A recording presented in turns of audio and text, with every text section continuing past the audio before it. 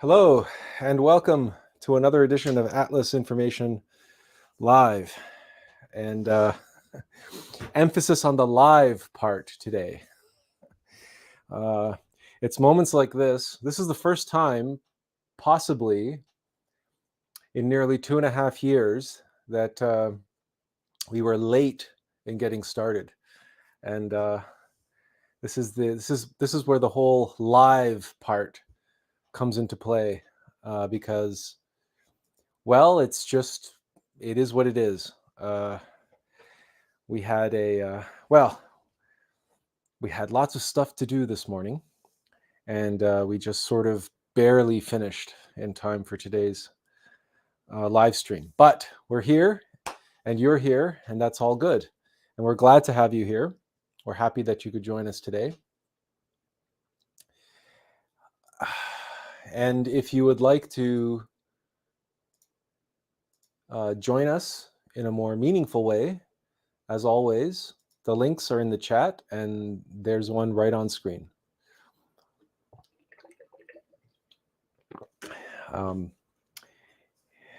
If you are at all interested in knowing what kept us late, was yesterday. Today's Mother's Day, and yesterday we were hosting a bit of a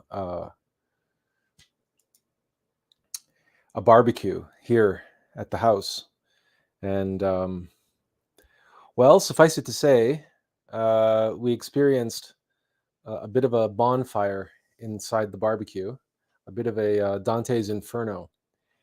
And so after that fiasco yesterday, where the very flames of hell were licking up from the bottom of the barbecue to attempt to destroy our food, I made a commitment that I would, the next thing that I do would be to completely overhaul and clean the barbecue, top to bottom, inside and out. And that's what I've been doing since 8 o'clock this morning. And it's now 2 p.m, and I just sort of barely finished.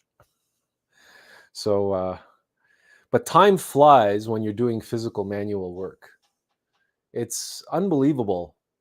You're sitting there, you're scrubbing, you're doing whatever you're doing, and you don't notice, you don't realize time is just fleeting past. And before I knew what was going on, I looked at my watch. It was 1 o'clock, and I hadn't prepared my father any lunch or anything. And I was like, I was coming up on the live stream, and well, suffice it to say, here we are. You could say that that's my truth for today.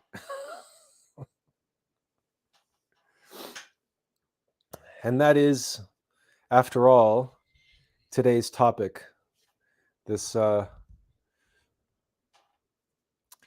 wonderful,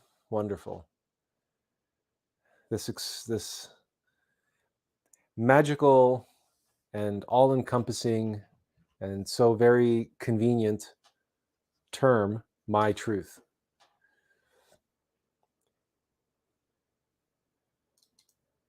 We wanted to spend some time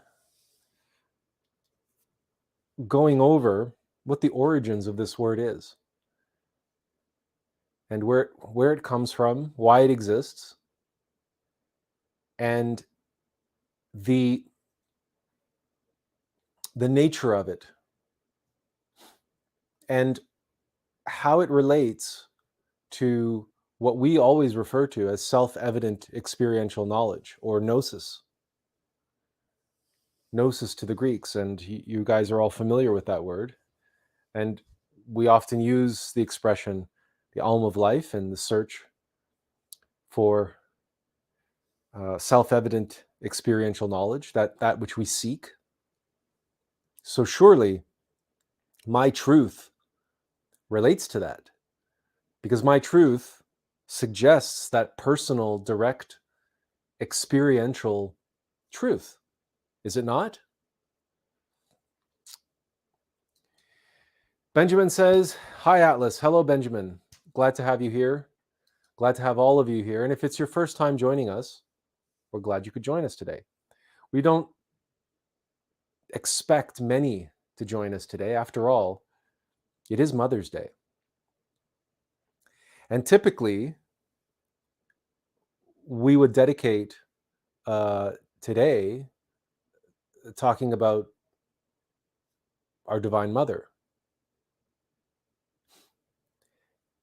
But rather than making the topic about that again, as we like in a mechanical sort of way, we will bring in the significance of our Divine Mother in today's conversation. After all, she plays a role in just about every single aspect of our life. And we can't even off the top of our head give you an example of something that she doesn't play a role in. It's our divine mother nature. I mean, you cannot even do anything mindlessly or physically or without your divine mother involved, because your physical body is her body. It's our nature in every aspect. And that too is our truth. It's not just our truth, it's the truth. For each and every person, there is nobody who exists outside of nature. No one, nothing. And I don't just mean mechanical nature, biological nature, the nature that you see when you look out your window. I'm talking about our metaphysical nature, the internal worlds, the whole body of the physical universe and metaphysical universe. All manifestation on all levels is all the body of the divine feminine. It's all the divine feminine force. No one and nothing exists outside of that, except the absolute itself, the absolute abstract space, the absolute abstract nothingness. But not space, that's not space as we know it. Space as we know it is the Divine Mother. The voluptuousness, the space, the womb, the galactic, intergalactic, megalocosmic womb into which manifestation itself is born. That's the body of the Divine Mother. That is not my truth or your truth. That is the truth.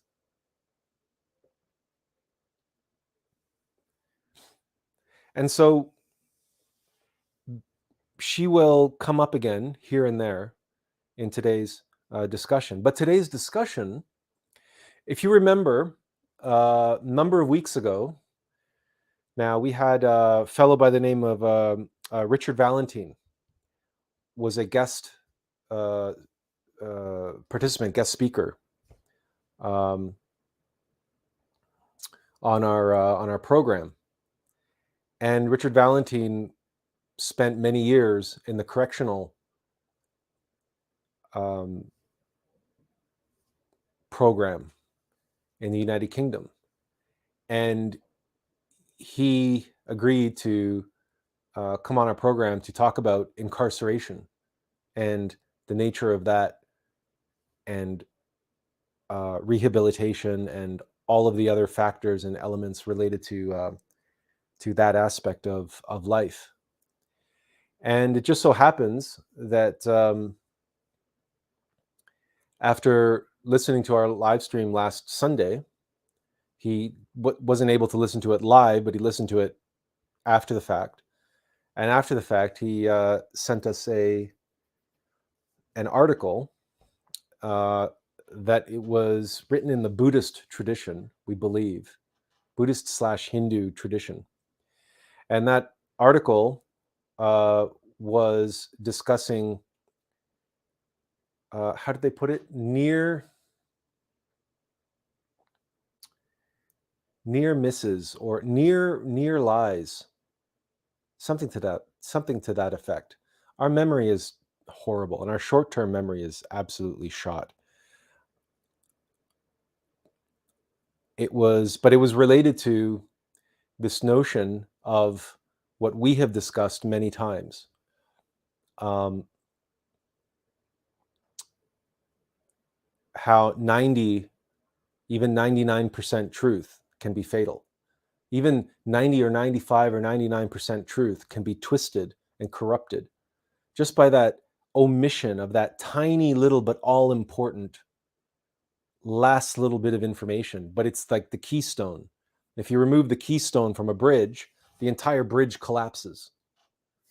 There could be 10,000 stones in that bridge, but the keystone is what holds it all together. If you remove the keystone, the entire bridge collapses. That's what knowledge is like. That's what the teachings are like. And so this article was basically explaining that or expressing that in a very Buddhist way, filled with all sorts of Buddhist and Hindu terminology, which we're not going to even bother or pretend that we know, or to try to regurgitate. But frankly, it's, from our perspective, it's pointless. There's no reason why you have to understand certain concepts using a language that's thousands of years old. There's no necessary point to that, especially when they have, in Buddhist and Hindu traditions, they have different terminologies for different states of everything. So it's many years of memorization and study to be able to get those terms into your mind, into your intellect. And even then, you're not necessarily ahead of the game, because do you comprehend what those terms even mean? But the point of the article was to explain and compare and contrast the difference between objective and subjective knowledge. And they mention the phrase "my truth" in the article a few times. And they were coming at it, a certain way, using linguistics, using grammar, and all sorts of different approaches.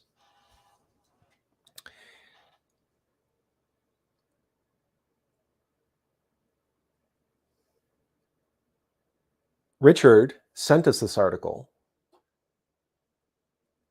serendipitously after listening to our lecture on the human conditioned, which was last week, as you know, human conditioning, and people being, forming a rut in their lives and getting stuck in a rut and having that rut solidified, fossilized, if you will.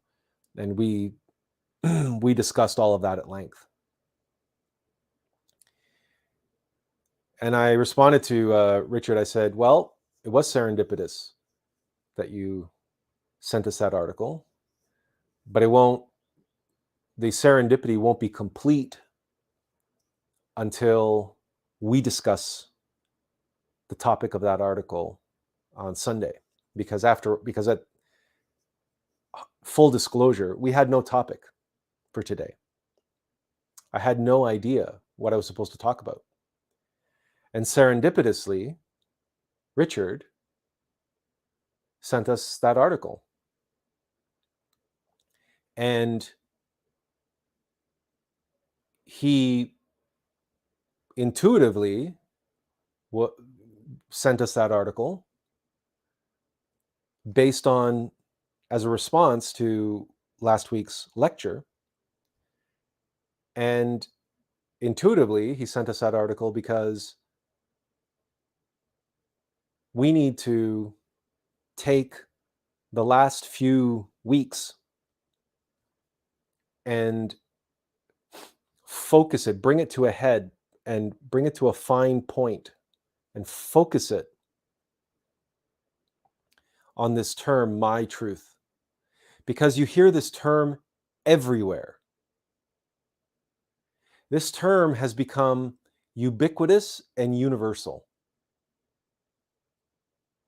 It is, you will hear people saying this word or telling people to speak their truth or applauding people for standing up and speaking their truth. You will hear it in politics, certainly in woke politics. You will hear it in self-help, of course, in the New Age. You will hear it in postmodernism. You will hear it in conspiracy. You will hear it in just everyday parlance. And certainly the younger generations have been completely enamored with it. How important it is for them to be heard, for them to be able to speak their truth, to stand up and be counted, to stand up and be heard, and for their truth to be acknowledged, to be respected, to be regarded, and depending on the individual, honored and adhered to, capitulated to, if you will. For many people, their truth is the truth. So what's the problem? What's the problem? People go through life and their truth is their truth. For them, it's the truth. There is no other truth. They live their life from their truth. So what could possibly be the problem with that? If it's true.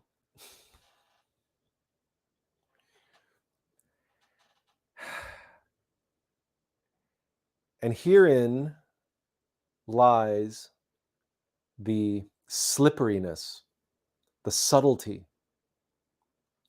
Herein you can see that law of entropy, the law of confusion, of complication and contradiction,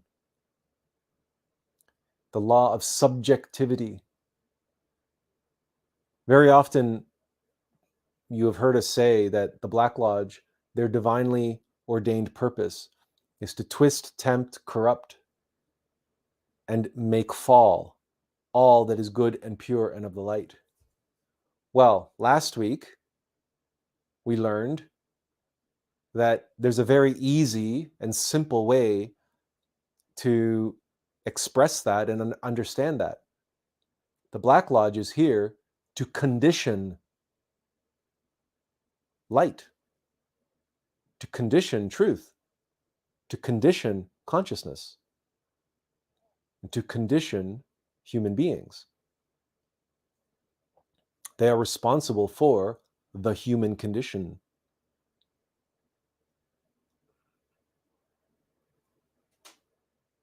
And in no uncertain terms, that conditioning includes conditioned love. This is something that came to us. Sometimes when we complete a live stream, either minutes later, hours later, or days later, something will come into our mind and we'll go, oh, I should have said that on Sunday. And one of those things was unconditional love. It just came up on Facebook. And so I was talking about conditional and unconditional love. And I said, well, why didn't I bring this up on Sunday? Surely the highest form of love, the love that we all aspire to, the love that we all hope to receive and to partake in this life, is unconditional love. Perhaps this is why we didn't talk about it last Sunday, because it's perhaps more appropriate for this Sunday, because it's Mother's Day. And what love is more unconditional than the love of a mother for her child? It's the highest form of love.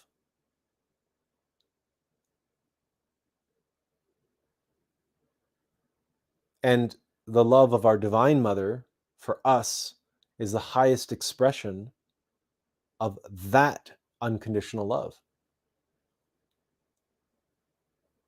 So when we talk about the human condition and we talk about the ego, the Black Lodge, conditioning,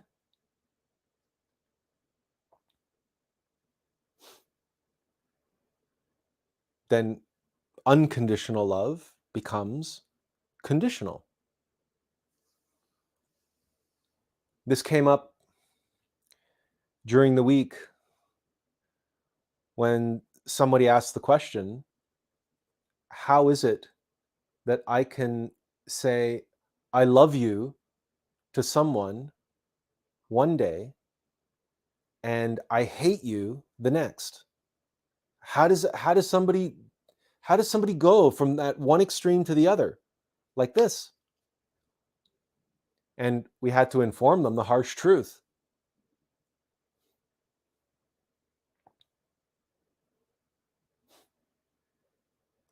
Now, that individual, they were asking the question, despite the fact that this was their truth. My truth is that I can go from saying I love you one day to I hate you the next. And her truth was, I'm a terrible, horrible person because of it. I must be.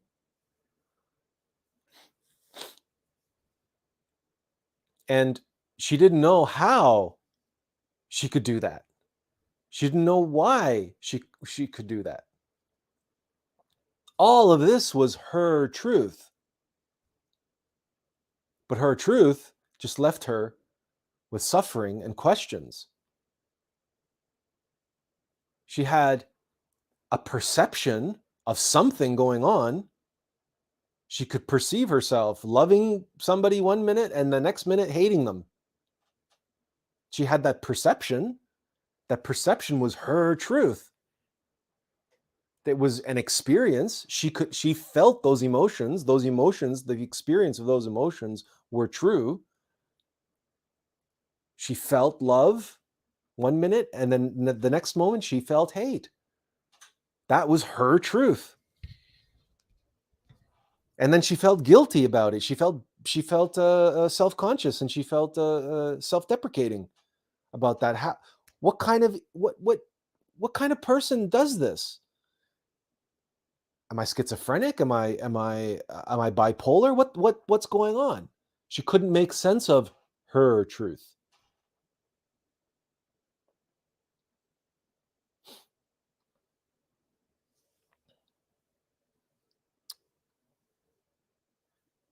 Well, we shed light on her truth with the truth. Someone who loves one minute and hates the next, that so-called love is conditional. It's conditional love. And the love and the hate are two sides of the same coin.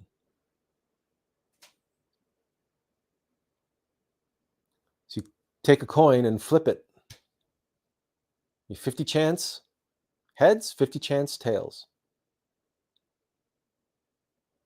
This individual was experienced the two sides of the coin as if they were two sides of the ocean, or two sides of the Grand Canyon, this vast gulf separating the two, right? Love and hate. You can't think of two more opposite emotions, two emotions further apart from one another on the spectrum, love and hate. The only problem is we're talking about unconditional love and hate. But if it's conditional love,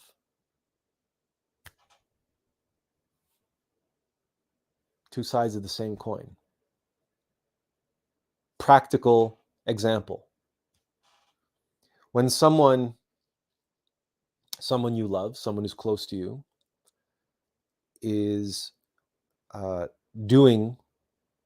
behaving in a way which you approve of, which they're doing things which you want them to do, they're satisfying your requirements, your needs, your desires, they're obeying you,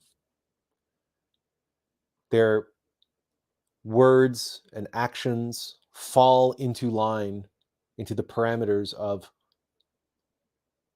maintaining your comfort zone.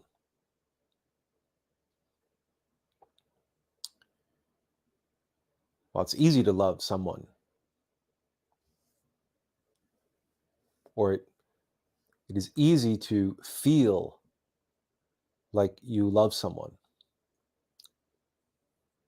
But as soon as they step out, as soon as they step over the line, they cross the line, they break a rule, they no longer behave in a way that you want them to, they no longer adhere to whatever image that you have of them in your mind. As soon as they violate you in some way, that is your expectations, but to a narcissistic person, that's a violation. Someone who no longer fulfills my desire is violating me if I'm identified with those desires. You see?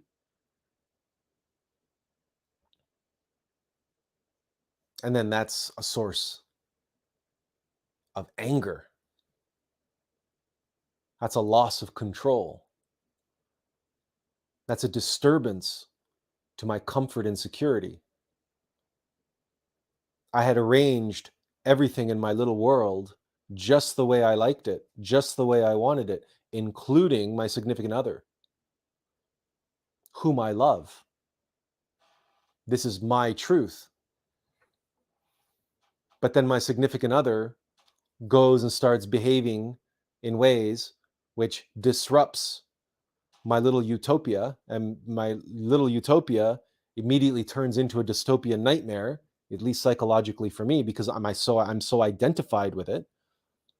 I'm so identified with having everything just a certain way, as I like it, as I want it. And now the comfort and security, which had been carefully constructed by the ego of fear, and everything was organized the way it was because of fear, which is also the ego of control over outcomes and control over other people. Well, that person is now doing their own thing. They're no longer in my control, and they're disrupting my comfort and security. So that fear, as we know from Master Yoda, from Empire Strikes Back, fear turns to anger. Anger turns to hate.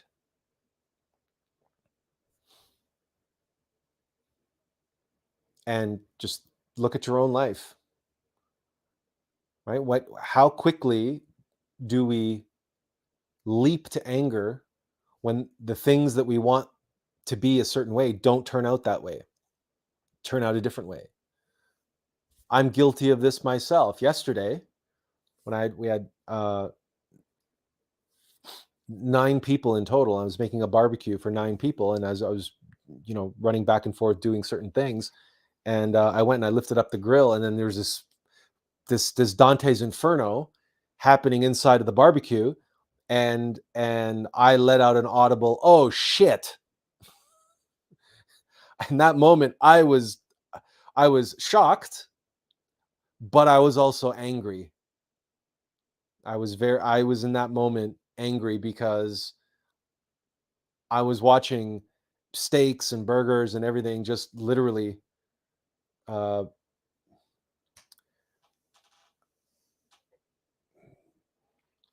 being turned into carbon before my eyes.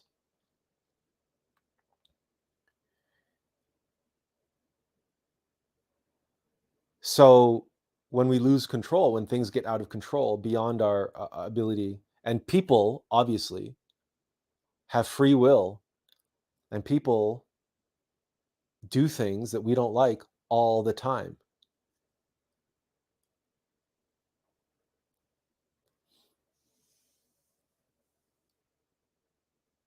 And when they step out of line,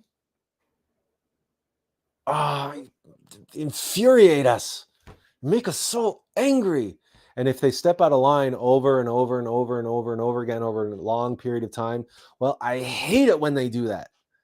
When they do that one thing, they press your buttons, right? There's one thing or two things or 10 things that your significant other does or your brother does or sister or father or mother or anybody who knows you, is very close to you. You know that the people that we love, they're the ones who can press our buttons. We have these flashing red buttons, and then they come and they push them. It's like a panic button. When they do that, it just gets on our nerves. Oh, I hate it when he does that.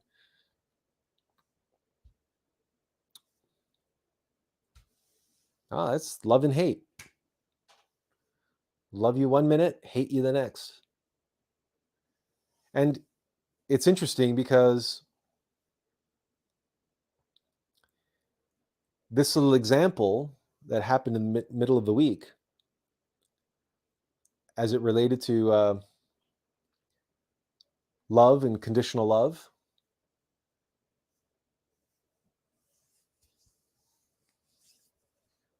this individual was living her truth. And her truth was not getting her anywhere.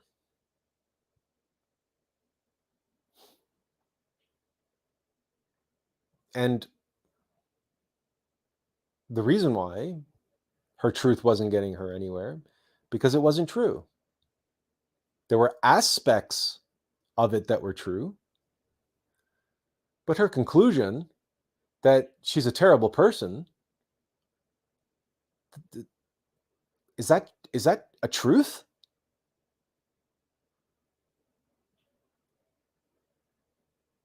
Perhaps we should step back and ask the question, what is truth? I mean, what is truth?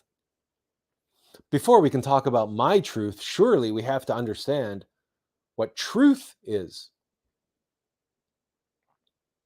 Here's an example. Azazel says, yeah, fire can make anyone mad.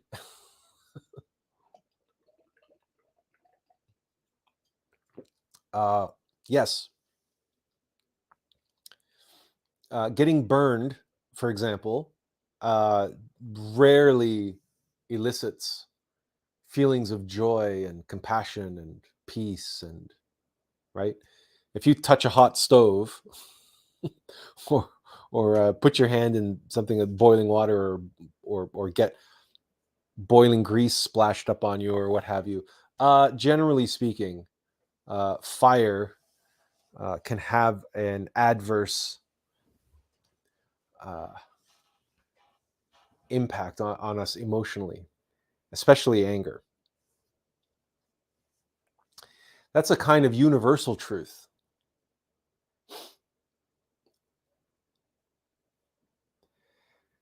That's an experiential truth which is common throughout time since the advent of fire. And just about everybody who's ever, burned themselves, it's not pleasant. And if they did it out of a moment of, unawareness or what have you, they can very quickly we get upset with ourselves and frustrated with ourselves. We did something stupid. We burned ourselves.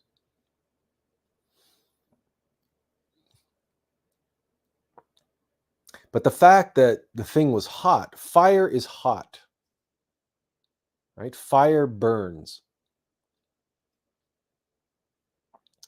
This is true, right? This is a truth. Now, can we talk about yogis who like walk across hot coals and also, there are exceptions to this particular truth, but in general, fire burns. If you apply fire to wood, in general, the wood will burn. If you apply fire to paper, in general, the paper will burn. If you apply fire to water in a pot, in general, given enough time, given enough fire, given enough heat, the water will be brought to a boil. These are truths. They're observable, they're universal, they're repeatable, they're objective.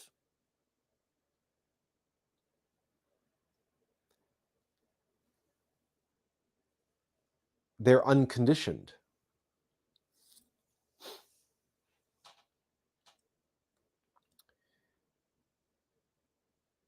Individuals can have their own personal experiences of fire.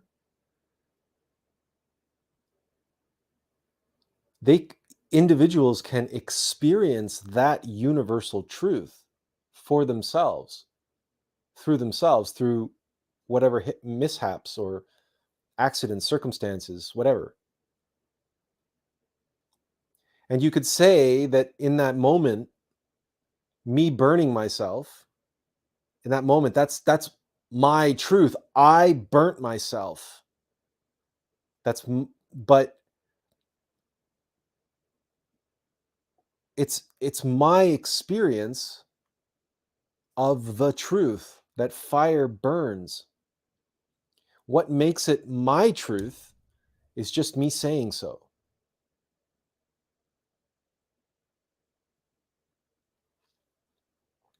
In that particular case, I burnt myself, picking up a hot log out of the bonfire, or I burnt myself. I accidentally touched the barbecue grill, or whatever. And you could call that my truth because it's my experience. I touched the hot grill.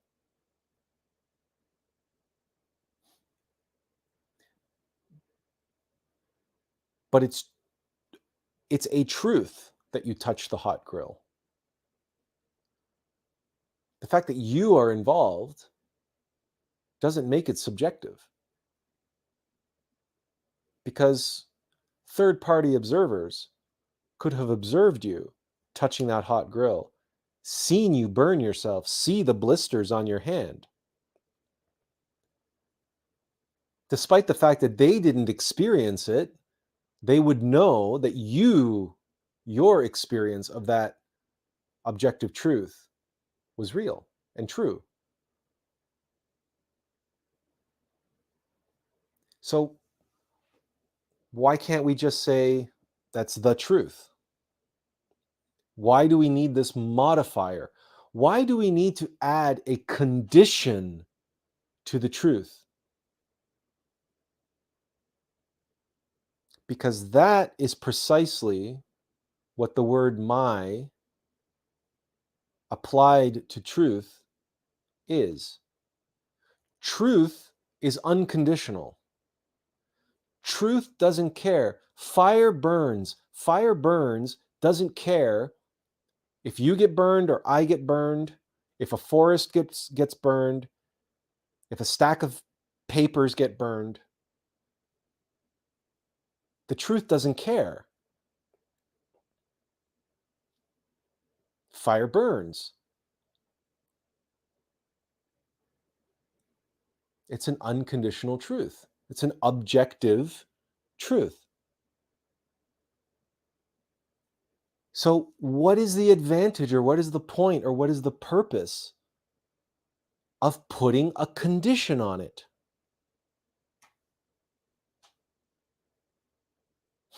It's my truth.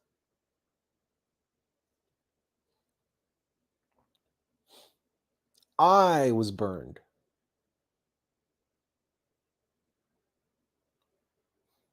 Or if we observe somebody else, it's her truth, it's his truth, it's their truth.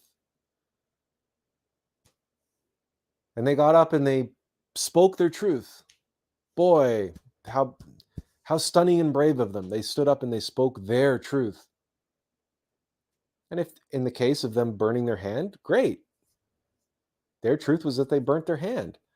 But guess what? That's not their truth, it's the truth. But why do we have to have this modifier? Why does this modifier exist if we're talking about truth?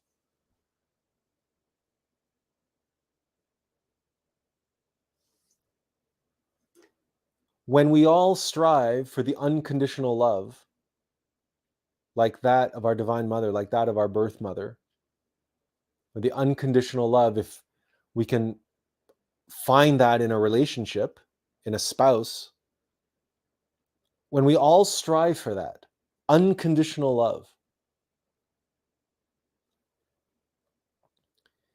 and the uh, the honesty, the truth, which goes along with that, unconditional truth, unconditional honesty, unconditional integrity.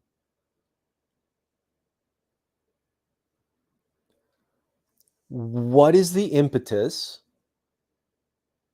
What is this need to slap a condition on the truth and call it my truth?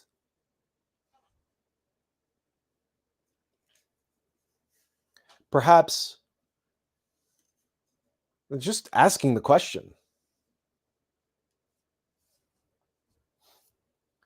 Mugaboo says, it's like listening to ex-lovers who have broken up.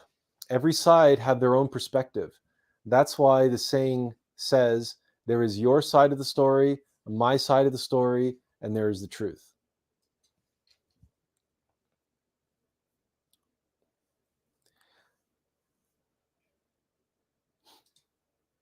So in this comment, Mugaboo 22 gives us the reason, the only reason.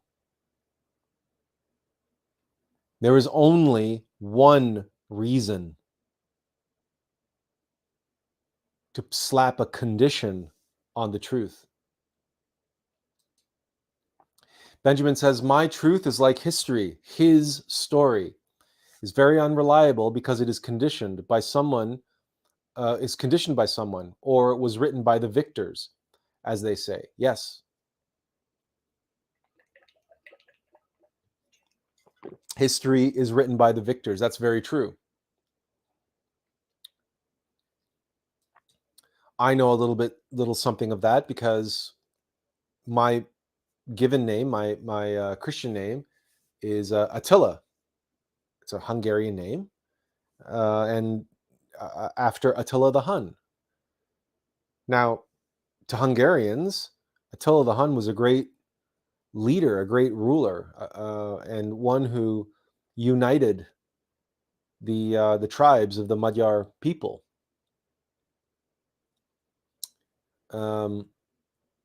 Which at that time, well, united the tribes of the Huns. Shouldn't get my history confused. His great grandson Arpad united the Magyar people. The Magyar people were an offshoot of the Huns, one of the tribes of the Huns. But the Attila united all the tribes of the Huns. And it takes a great leader to do that. Now, historians, because the history was written by the Romans, to them, Attila was a barbarian. And the Huns were barbarians. And they were vicious, and they slaughtered villages, and they just, like, they were hell incarnate. To this day, if you look up Attila in a Western dictionary, it says the scourge of God. The scourge of God. Well, it is very unlikely that the Huns and their definition of Attila and their idea of who Attila was to them got passed down through history to make it into the dictionary. Because I don't know many people who follow a leader that manages to unite all their tribes and creates one of the largest nations and one of the largest nomadic peoples in history. I don't know those peoples who look upon that leader as the scourge of God. So it's a good bet that that particular definition of Attila and that history of Attila has been passed down to us, the bloodthirsty conqueror, is a uniquely Roman perspective, as Benjamin's pointing out here. It's their story. It's the Romans' story. So my truth is just a version of that, but rather than it being a negative thing in the eyes of those saying it, to them it's a banner. It's a rally cry. It's a shout. I'm expressing my truth. This is my truth. And I'm going to get up and express my truth and say my truth. They take pride in speaking their truth. Whatever we want to say about history and about subjective beliefs and subjective truths and half truths and narratives, right? Story, his story, her story, this version of history, that version of history.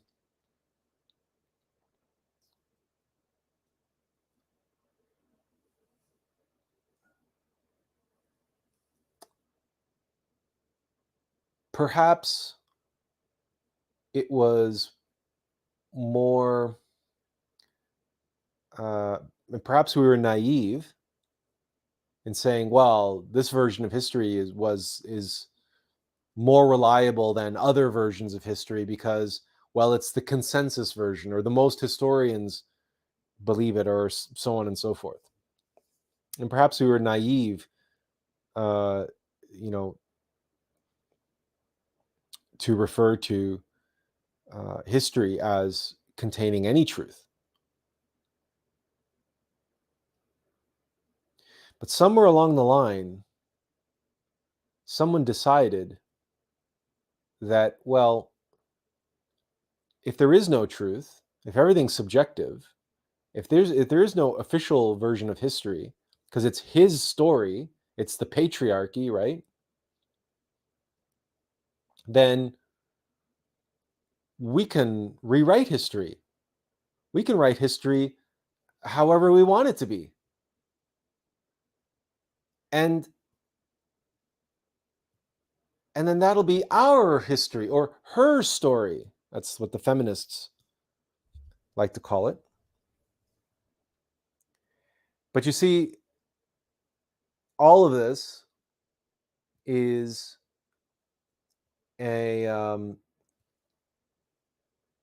comes out of the postmodern critical theory, postmodernism. Jacques Derrida, one of the French postmodernists, said that there is no such thing as truth. There is no such thing as objective truth, because we can only express truth in language, and language is semiotic, meaning, and he used a French play on words. He used the word différence in French, which has a double meaning. It's a double entendre. It means both to differ and to defer. So two words derive their meaning by virtue of their difference to one another, black and white. Right? What is black? Black in and of itself.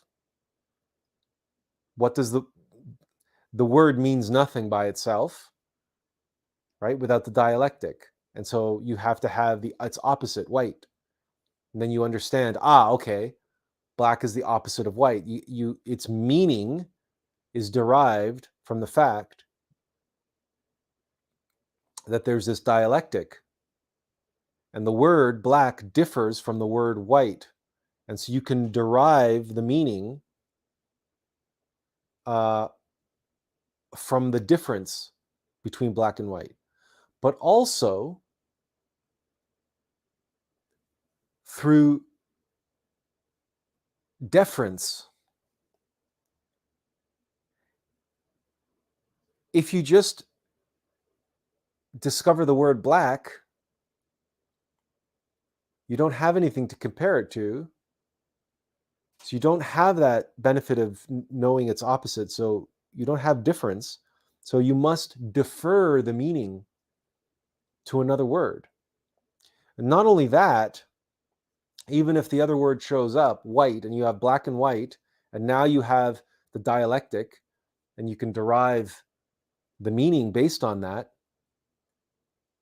you describe that meaning, you describe that truth to others with language. So the truth is deferred across a whole string of words.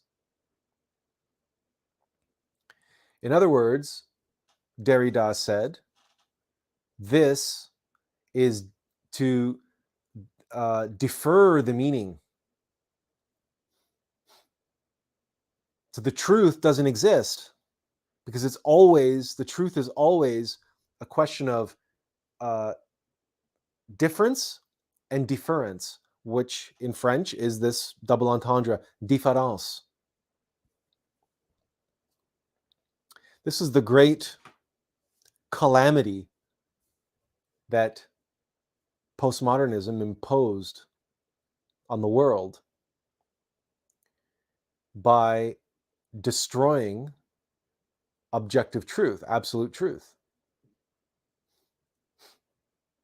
And it was these linguists, Jacques Derrida and Michel Foucault, primarily, which destroyed the very possibility of objective truth, objective knowledge in the minds of the academics and the intellectuals, especially in the humanities, where, academics and intellectuals in the humanities, they have no mathematics, they have no formulas, they have no experiments. They have nothing, they don't have, double-blind experiments to show objective results in the world.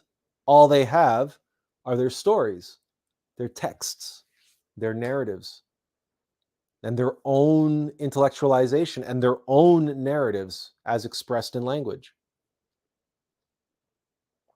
Now, of course, Michel Foucault added this other layer to the whole problem of linguistics, postmodern linguistics and postmodern theory, when he started talking about dominance hierarchies. So that meaning is not only derived from différence, the difference and deference to other words, but also this dominance hierarchy, so that when you put two words together, black and white, it's not as simple. You're not looking at a comparison of equals, Michel Foucault said. There is always a subjective bias towards one or the other. Always, Michel Foucault said, always. There is never, ever, ever a meeting of equals. So masculine and feminine, right? Men and women. Michel Foucault said in the patriarchy, the systemic patriarchal dominance, obviously men were always superior to women. And he says, if you look back through history and you look back in religion, look, even in the book of Genesis, it's Eve that causes the fall of man. And everywhere in the Bible, Michel Foucault went through and pointed out how women are always degraded and denigrated. That's the whore of Babylon, and so on and so on and so on and so forth. And because he was reading the Bible literally, he wasn't reading the Bible as an esotericist, not even as a theologian, but as a literary theorist, as a linguist. He's going through the Bible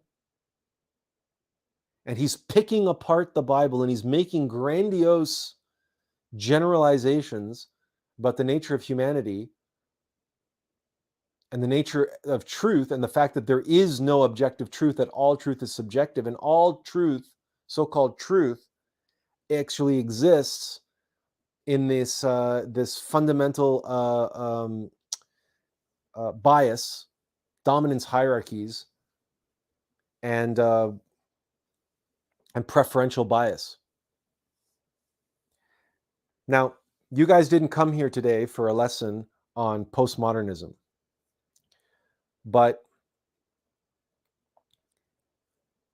my truth as a phrase, as an ideology, as a philosophy, as a way of going through life and a way of individuals thinking about and contextualizing their own experience, my truth has its roots in postmodernism, in critical theory. And critical theory and postmodernism is intimately connected to Marxism and communism.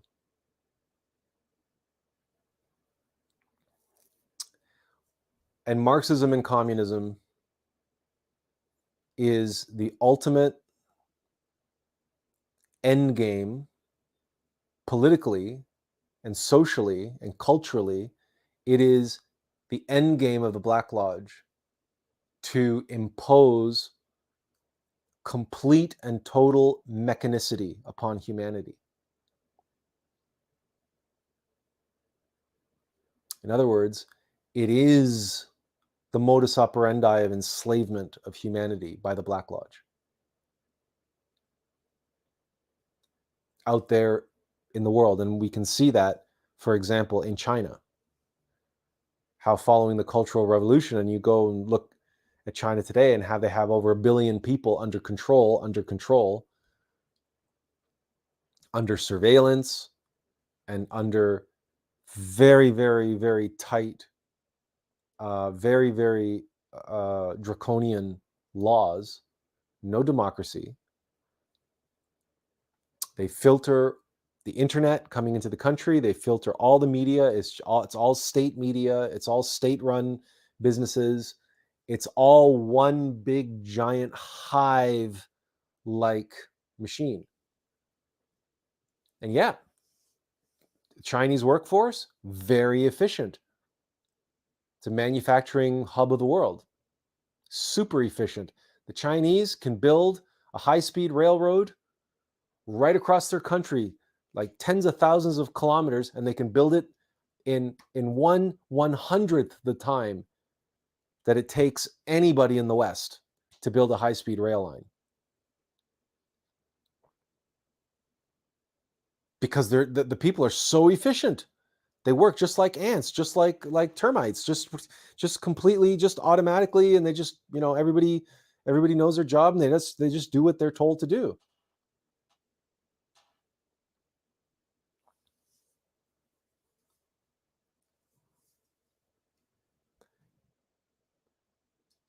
As Azil says, they'll exchange money for blood. Quite a rigid business plan, if you ask me.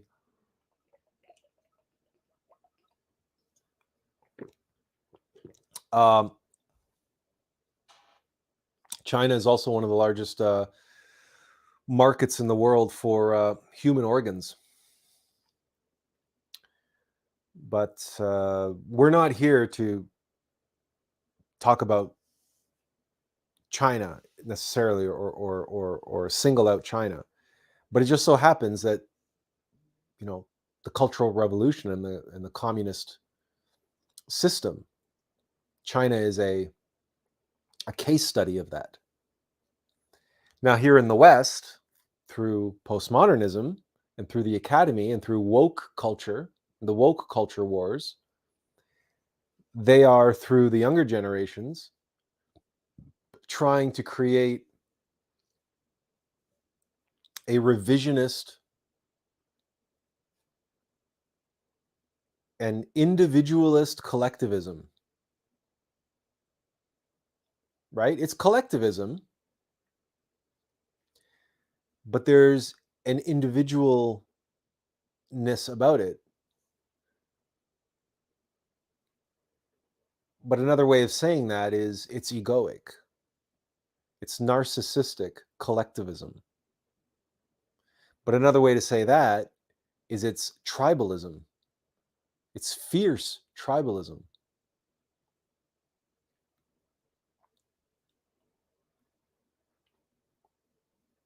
So whatever group you're identified with, whatever you identify as, you have been taught, you will have been indoctrinated to therefore identify with others like you, others who share that particular idiosyncrasy. So you can say their truth is my truth and my truth is their truth. Well, that's tribalism.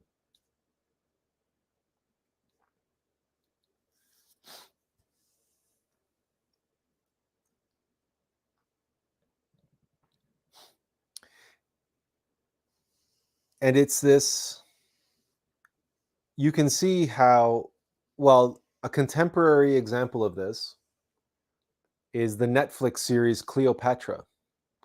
I don't know if you're aware of the controversy around this. It's supposedly a documentary series. And in this documentary series, they cast a Black woman as Cleopatra. Now, Cleopatra, according to most historians and most historical documents and evidence that we have available to us, Cleopatra was Macedonian Greek. She was not Black, she was Macedonian Greek. But in this modern woke era, you can cast Cleopatra as a Black woman, apparently. But this is only one small example. It's just a very high profile example right now with the universality of Netflix and the fact that it's available all over the world and the uproar that this has caused. Because imagine what would happen if tomorrow someone made not a film, not a movie, this is not some fictionalized version of Cleopatra, this was a documentary.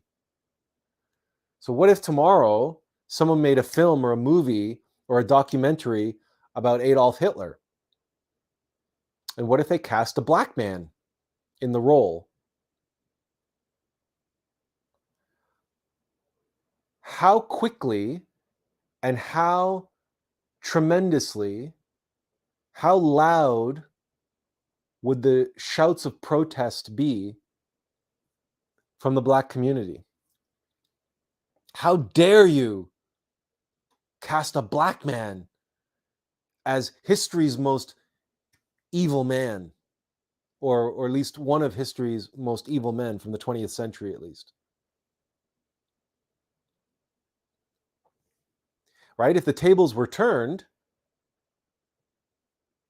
right? So if somebody cast a Black person in a unpleasant uh, way for history,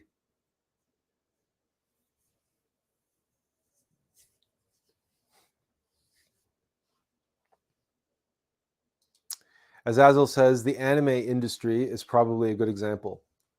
Well, but anime isn't documentary, right? Anime is fantasy. Anime is science fiction, and anime is essentially cartoons. So comic books and cartoons have been taking liberties and expressing artistic license with history forever. I mean, look at Quentin Tarantino. His movie *Inglorious Bastards* ends with them killing Hitler and Himmler, I guess. Or when Quentin Tarantino did Once Upon a Time in Hollywood, and and using his artistic license, he rewrote history by by the end of that film, so that he prevented the Sharon Tate murders from happening. Well, that's a movie, and that's a fantasy. It's a fairy tale. It's Quentin Tarantino explicitly playing out his fantasy of that part of history the way he would have hoped, the way he would have wanted it to be. But he's not selling that movie as a documentary, and he's not selling that movie as an accurate portrayal of history, despite the fact that he was absolutely obsessive about recreating Hollywood Boulevard and recreating the Hollywood of the early 60s. And everything, his attention to detail in that movie, to make it so real and so true to life and so true to reality, it's interesting because he has a lot of respect for that. It's just that one little part of the story, that's his childhood fantasy, that's his hope. He was so upset, like so many people were, with the Tate murders, that he wanted to rewrite history, or just give people the fantasy. What if that hadn't happened? What if just people like Mel Gibson, for example, when he did Braveheart, he took such liberties with history, but nobody really seemed to mind, or at least not that I can think of. That there was never a real controversy around the liberties taken with the history of Braveheart, the history of William Wallace.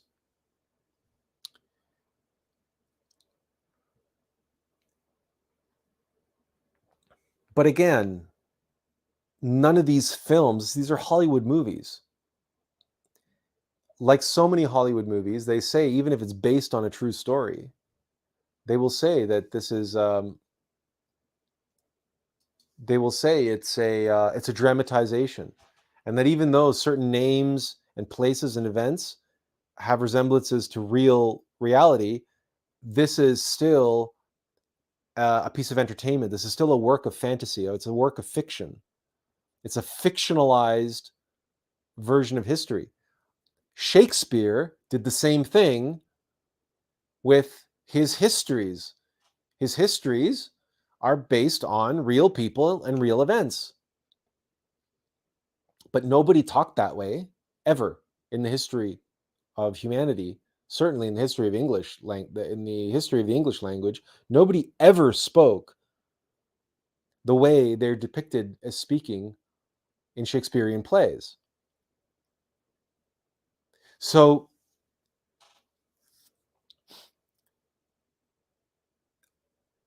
artists and playwrights and screenwriters and directors and actors and animators, they are fulfilling what Plato said about the stage.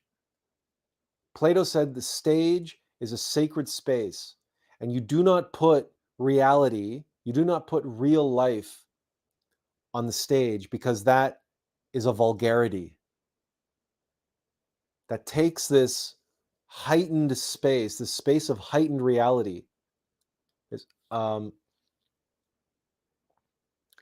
and strips away the fantasy, and strips away the surrealism, and strips away the high art, and reduces everything down to the bare bones vulgar reality.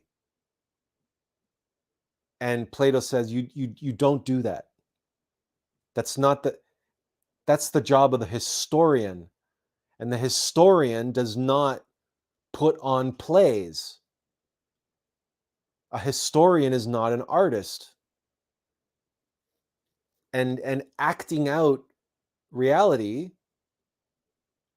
uh, some sort of expression of history, he says it's vulgar. And that's why to this day we have documentaries and we have films. And if you want to talk about vulgarity, what comes to mind was the scene from Gladiator when Maximus and Juba and the other gladiators first enter the Colosseum. And they have no idea what's going to come at them. But the announcer, right, the promoter and the announcer announces to the crowd that today we are going to relive the Battle of Carthage. And Caesar presents to you the barbarian horde. And there's Maximus and Juba and the rest of them. They're all huddled in the middle of the Colosseum, right? And they're the barbarian horde. They're essentially lambs for the slaughter, because what comes out of the gates are the legionnaires of Scipio African, and they're riding on chariots with blades on the wheels and everything, right?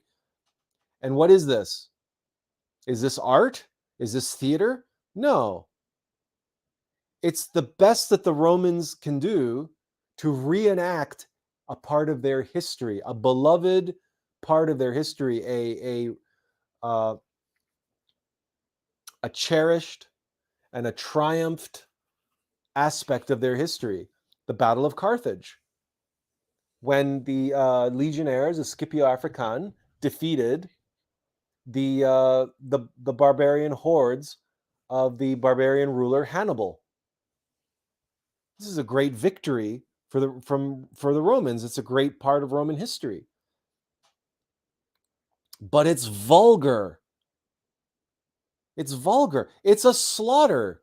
It's a massacre.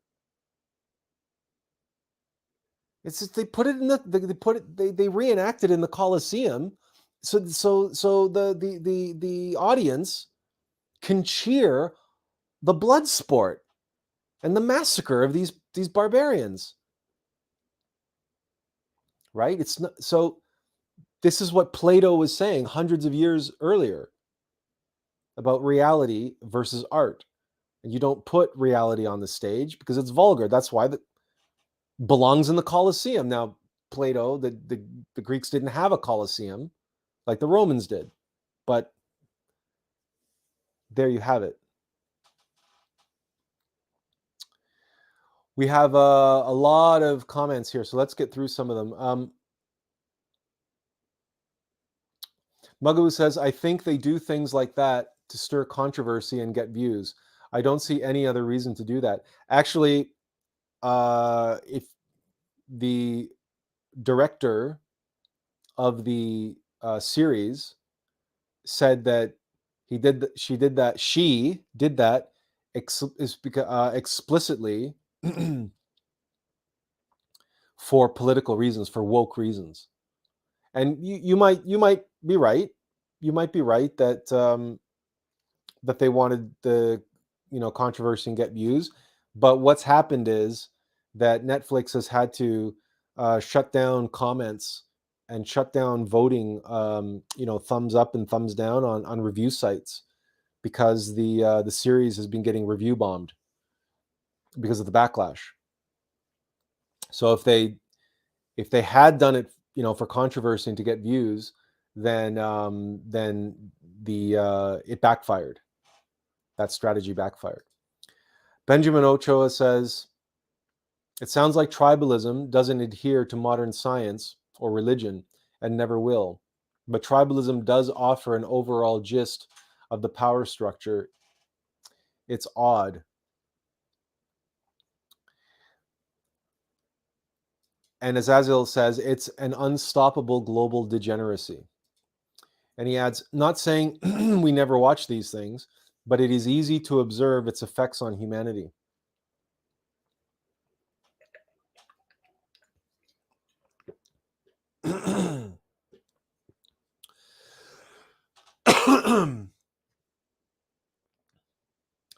Magabu says, yes, a film is different. To do a documentary like that is taking things too far. And Magabu says, I see it as creating more division, more tribalism, how much we have evolved. And Benjamin says, oof, nice one. The reality versus art thing is a good one. Very good point. So that point is made by Plato, right, thousands of years ago. And again, that's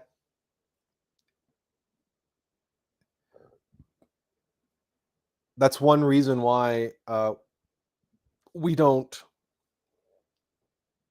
believe in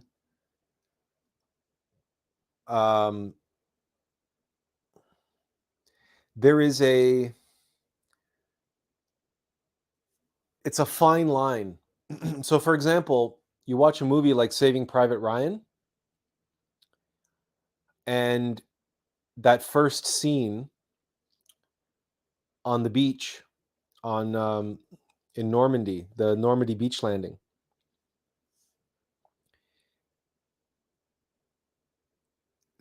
that scene has such power because of the way it was shot.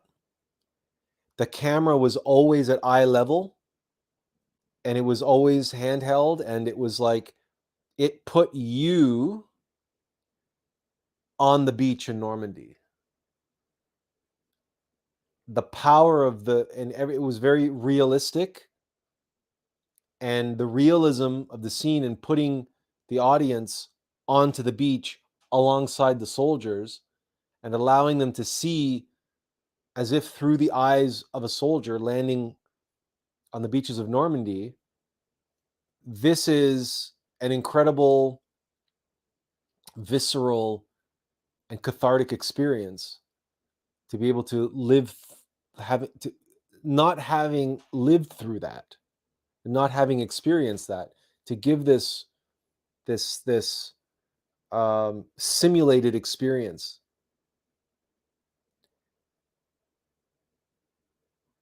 So there is something to be said for realism in film, in art. However, recently there was a film released called Sisu, and if we are not mistaken,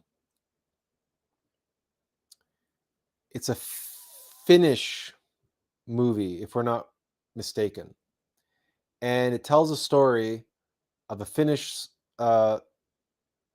soldier, but he's a miner, and he finds a gold, and a squad of Nazis come, and they they do things to him, and they want to take this vein of gold that he has discovered. They want to take it for themselves,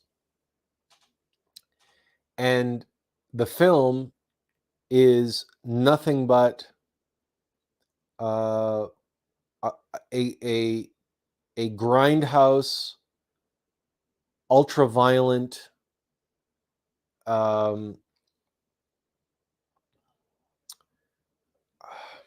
it's violence pornography is what it is, and it's a grindhouse film, and it's ultra. I don't know about realistic, but it's ultra, like, blood and gore and splattering and people blowing up, and just, I have not watched it. I will not watch it. I've watched the trailer, and that's like, it is what Plato would call vulgar, because it is a grindhouse movie. It's what it's there to do is simulate the most gory, violent, bloody dismemberment and just horrific things that can be done by one human to another human in just for the sheer sake of entertainment. Okay, whereas Saving Private Ryan is very realistic and it's very disturbing and it's very violent. It's not, it's nothing, it doesn't pull any punches.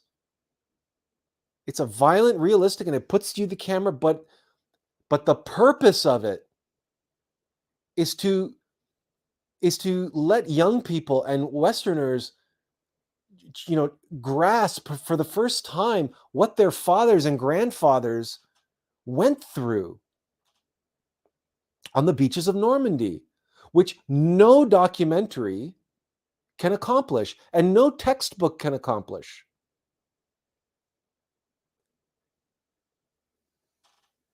To put you actually on the beach and make you feel like you're actually there and see the horror and the hell happening around you.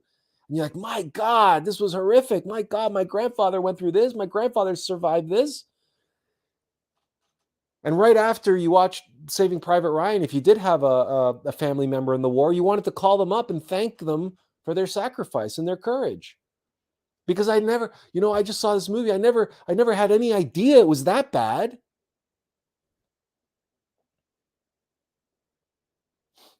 But then you go and you see the trailer for Sisu, and you're like, this movie is not, it's not about the veterans. It's not about courage. It's not about the horrors of war and showing people the horrors of war. No, it's about reveling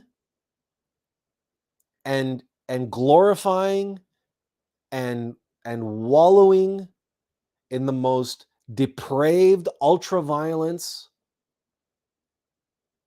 that people can get away with depicting in a film.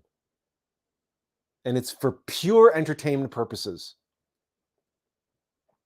And it's totally and completely pointless.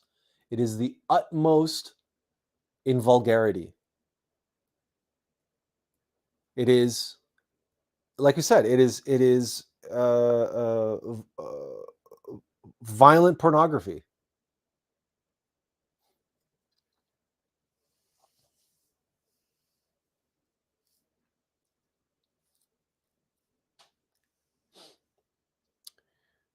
Azazel says, yeah, oof, Finnish movies? Yeah, okay, so this maybe happens to be a thing. He says, they love to put reality on the screen. Well, you know what? They can have it. They can have it because it is completely devoid of merit. It is utterly, completely devoid of merit, and I can tell you that from watching the trailer, and I will go to the grave on that objective truth.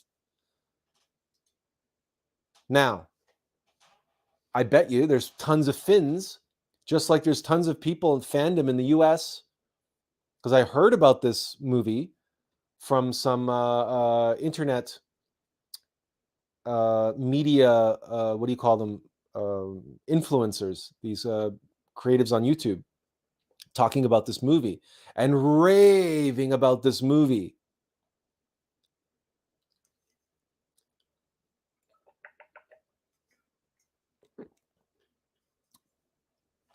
This movie has no merit.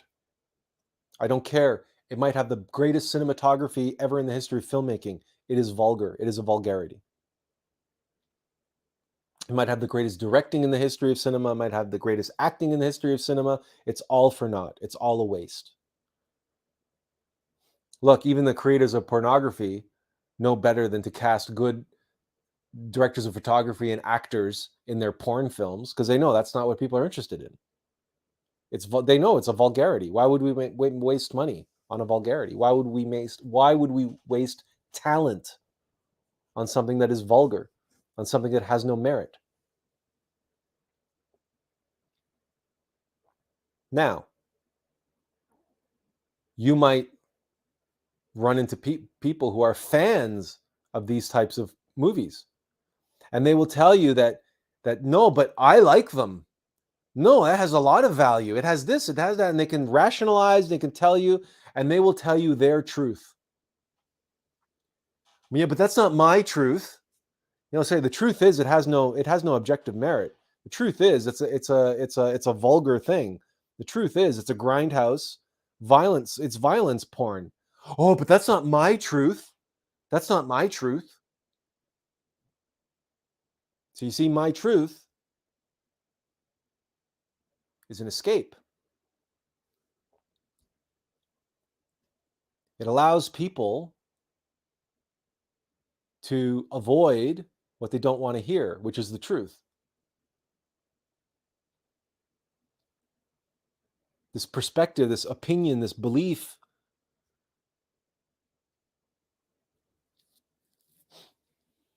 allows people to avoid reality, the reality of their opinion. Conditioned truth is not truth. It's a lie. Conditioned truth is not truth. It's hypnosis. It's ignorance. That's like my knowledge, what I know. I know what nobody else knows.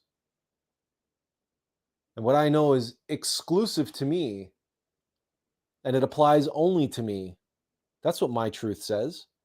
It's I, me, myself, and I. That means you're living in your own little world. That means you're living in fantasy.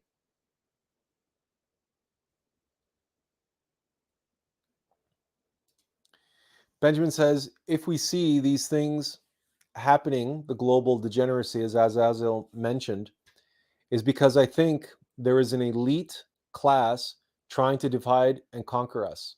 And the data coming from the sentiments online is what AI uses to analyze us. Benjamin, whatever the elite are supposedly doing or not doing, they're all useful idiots. Humanity is being divided and conquered inside. Okay? We're being conditioned from within. Our own egos. The Black Lodge is the ego, and the Black Lodge is in everybody. So anything that you see happening on the outside and you're trying to attribute it to the global elite are just useful idiots of the Black Lodge. And this is what our upcoming book is going to show. Because Jacques Derrida and Michel Foucault, right, they weren't part of the global elite. They're part of the academic elite of the time in France, the post-modernists. They were the elite, but they were looked down upon by the traditionalists. They were this niche fringe group. They weren't getting like crazy funding or whatever from on high. But they were being manipulated from within. Their own egos, the Black Lodge within. The mechanicity. The mechanicity is everywhere. And as we are moving towards tribalism, neo-Marxism, communism, all of these different things that are creating more mechanicity in the mainstream population, and then tribalism and division, the dividing and conquering, and the creating of these tribal groups and ratcheting up the tribalism. Why? Because as we have explained before, nature needs humanity, a percentage of humanity to survive, but the percentage of humanity that nature needs to survive has to survive in small, manageable pockets of population. These are what we call tribes. We literally mean tribes. Tribes in Africa, tribes in Asia, tribes in South America, tribes in Central and North America. Tribes, tribalism. Primitive people. people who live a hunter-gatherer lives, who idolize nature and idolize their ancestors, people who hunters and gatherers have no technology to speak of. They have their spirituality is based around shamanism, spirit worship, nature worship, and they become experts in psychedelic use, plant use, and they exist in little pockets of communities all over the world. And they're all remnants of high civilizations. And they'll tell you that. They will tell you, all of them, right down to the Hopi and the Navajo and all of the Aboriginal people around the world will speak of a ancient history and a high civilization that even contemporary historians don't believe in. And that's why they don't believe the tribes. But the tribes are right. Because their ancestors, some of them, were remnants of those high civilizations. Now, this is not the case for all tribes, but for many of the tribes it is. And just as in the next humanity, after this humanity is destroyed in the Kali Yuga, in the end times, in the apocalypse, there will be remnants, there will be survivors, pockets of people, pockets of people who are, for whatever reason, they have to band together.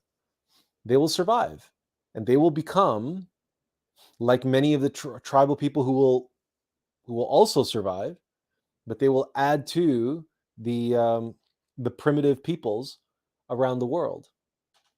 And many of the tribal people, especially in sub-Saharan Africa and elsewhere, the really old, the really ancient tribal people, if they fall into even more into mechanicity and more into devolution, they will become even more savage, even more primitive. Like, for example, there are tribes in South America and elsewhere around the world that practice cannibalism. There are cannibals in the world. Cannibalism is one step down on the downward spiral of devolution. And as we've explained before, when you see chimpanzees and the other great apes, you're looking at former humans from past epochs. Those are pockets of tribes that have survived through several humanities, and they've become more primal, more animal, more tribal, and they've just slowly devolving into what they are now today. Like the lowland gorillas and stuff, wouldn't be. They're most likely remnants of not the Lemurians, but Hyperboreans, the giants. Okay, yeah. So we cover those. Yeah. Azazel says yes. Movies shouldn't depict war as a John Wick extension. It's not even reality at that point. Agreed. And Mugaboo22 says, I can have my opinion, my perspective, but opinion and perspective doesn't equate to truth. Okay. Finally, Mugaboo has, once again, because he nailed it at the beginning as well. Now I think he nailed it at the end.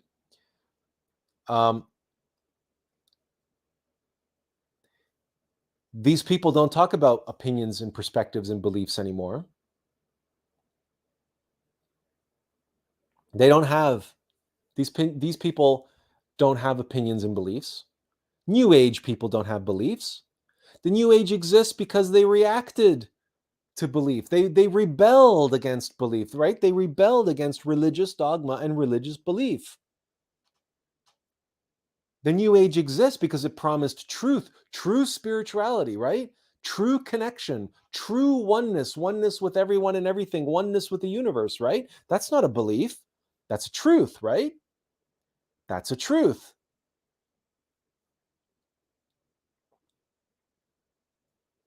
But when confronted with the harsh reality and the harsh truth that they only believed that they only believe that they're one with everything in the universe, they're not that yet. They're still trapped in ego.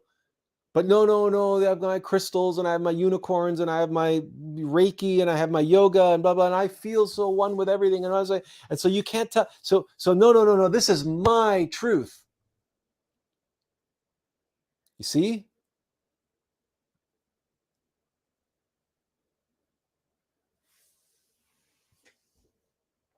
It's like the narcissist telling their partner, I love you one minute and I hate you the next. Because the I love you part is conditional. I love him. I love him. Oh, but he drives me crazy. I hate him so much, but I love him.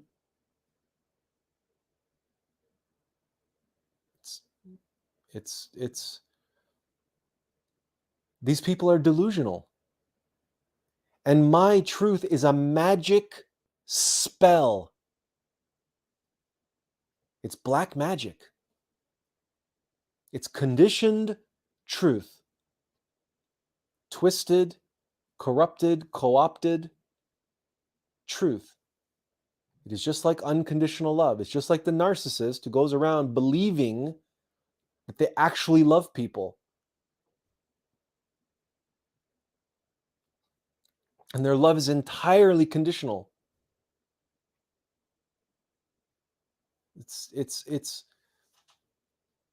is the deepest kind of psychological sleep. It is the most profound and insidious type of mind manipulation. Mugaboo says, it used to infuriate me when someone would say my truth. I would try to debate them, but now I know it's pointless because their arguments are based on their feelings, emotions. I can't debate emotion. And Azazel says, the entire Black Lodge consists of narcissists. Well, yeah, because narcissist is the I. Pride. Self-love above everything else.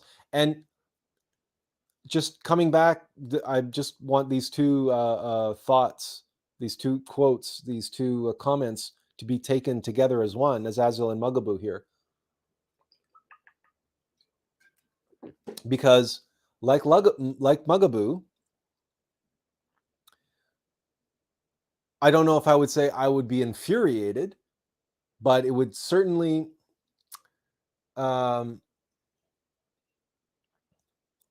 there is something insidious about my truth. There is something evil about it.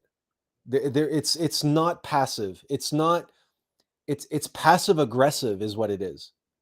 It's not an innocuous thing that, oh yeah, their truth, let them have their truth, let them have it's just their opinion, it's just their whatever, No, my truth is active. It's proactive. It's not passive and it's not innocent. My truth is not naive. My truth knows exactly what it's doing. It is imposing ignorance, and it's championing ignorance. It's championing hypnosis. It's championing delusion. It is championing. It is what Jacques Derrida said about language, about différance, and about there is no objective truth. So if there is no objective truth, then let us celebrate that all truth is subjective. And if all truth is subjective, and as Foucault pointed out, that it's all based on an internal bias that we all have, then the logical outcome is that everybody should have their own truth. Everybody should have their own truth. And they should step out and raise their fist and pump their fist in the air and demand their truth be heard and demand that their truth be respected. and demand that their truth be obliged to. My truth is the basis of my entitlement. I am entitled to my truth. Now, you look at how all of this ties in with technology, and you look at TikTok and selfies and Twitter and Facebook, and all about getting likes and getting the dopamine hit of this false mechanical interaction. Have you ever responded to someone posting a meme or whatever? Have you ever responded to them and saying, yeah, you know what, there's a problem with the meme you just posted, it's not true? And then they completely lose their mind and they start attacking you, say, you can say whatever you want on your wall, but on my Facebook, this is my truth. I have the right to express my truth, and get the hell out of the comment section of my page. And I'm like, okay. And you just look at the way people rip each other apart in online forums and on Twitter and whatnot. Everybody is just expressing their truth. And if someone happens to express the truth, they're mobbed or they're canceled. They're like piled upon, like like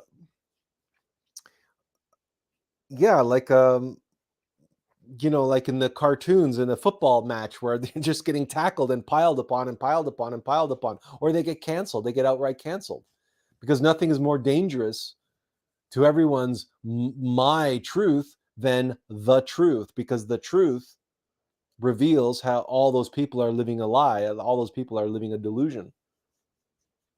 They're all living a fantasy world. As Azazel says, it's controversial to say or realize, but it is true. That's why they react strongly when faced with the truth. Yes, exactly. And Benjamin says, the Black Lodge is always hiding in us. We won't find it anywhere with my or our truth. Actually, if we observe our truth, we can observe our truth. And if we listen to ourselves speaking my truth, and if a third person, or we are confronted with the truth and we compare my truth with the truth,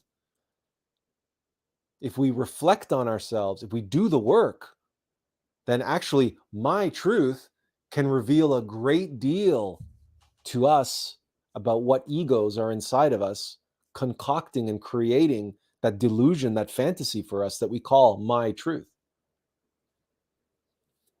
So, for example, this week that we started talking earlier about that individual who was talking about, I love him one day and I hate him the next. What the hell's going on? I must be a terrible person. That was all my truth. And based on everything that she said, and based on the other things and behaviors on Facebook, we were able to message her directly and say, look, this is what's going on. This is what's going on. You asked, we're giving you the answer.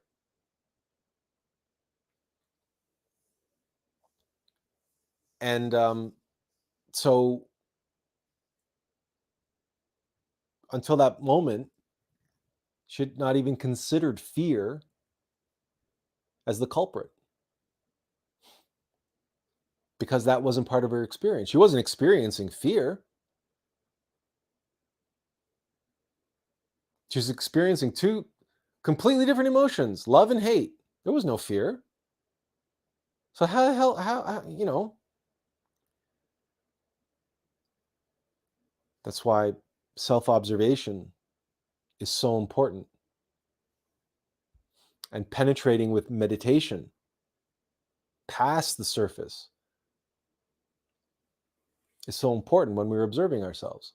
Because if we just stay on the surface level, we're chasing the wrong rabbits down the wrong holes.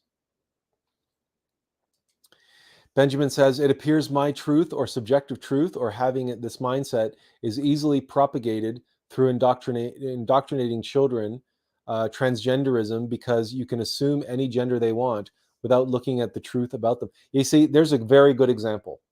Okay, there's a very good example of my truth. Okay, I'm a woman trapped in a man's body, or but a child saying I'm a boy, I'm a girl, and clearly they're not. Clearly they are what they are. Now they might be experiencing um, gender dysphoria, but again, as Benjamin is pointing out here, my truth is like a mantra. It's like a catch-all. It's a magic spell. It's a get out of jail free card. It's a silver bullet. It's a magic pill. It's all of these things for the Black Lodge to create chaos,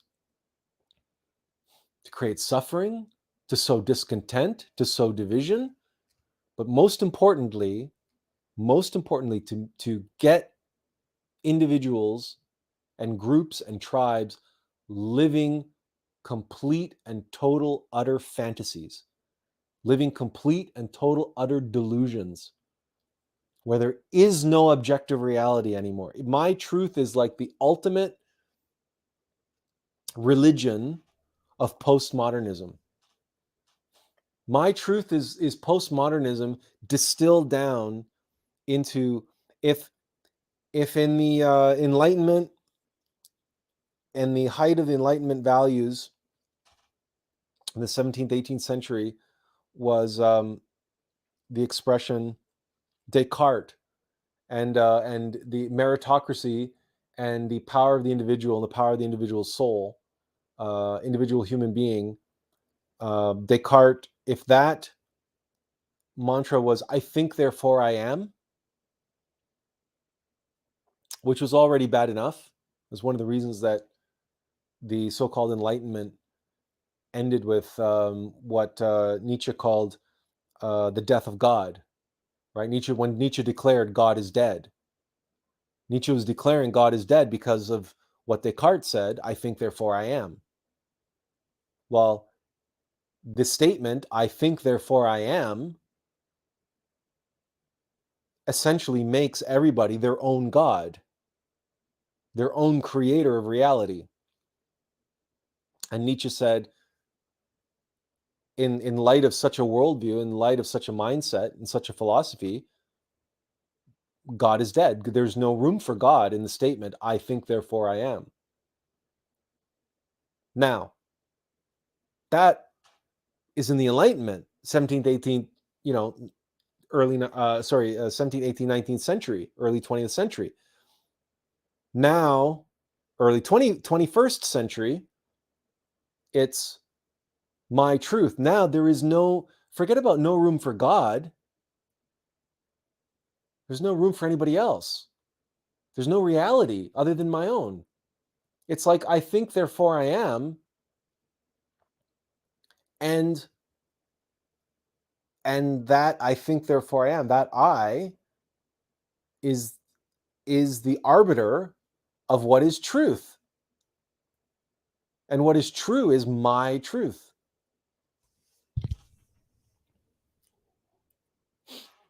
And all opinion, all belief, all conjecture, all theory can now be poured into this one-size-fits-all magical genie bottle labeled my truth. And it's just like that, a magical genie. It's a magic spell. It's a magic word. And it's a catch-all. And anytime anybody confronts you about anything, about the falsehood, about the delusional existence you are living, but the delusional beliefs you have, and the contrary, and conflicting and chaos-inducing opinions, etc., you can say, "Don't tread on me. I'm living my truth."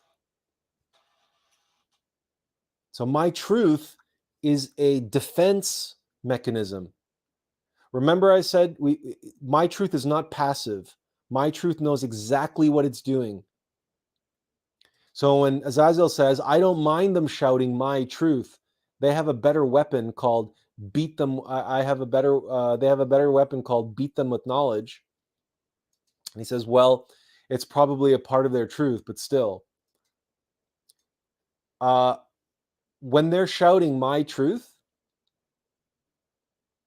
what they're doing, their egos are attacking. It's a preemptive strike. The best defense is a good offense. So my truth is as a spiked shield. It's a spiked armor. If you can imagine a battle tank covered in swords and spikes, it's armor. It's a shield, but it's spiked armor. It's a spiked shield. So I can go running into battle, and if the forces of truth are stacked against me, I can go marching into battle covered in this spiked armor, feeling comfortable and secure in my truth. And it's prickly, and it's poison tipped, and nobody can come close and penetrate my armor of my truth, because it's mine. And anything that anybody says to me about what is the truth, that's your truth. That's your truth. Don't tell me what my truth is. I know my truth. And who are you? You have no right to tell me my truth. Or you have no right to force your truth upon me.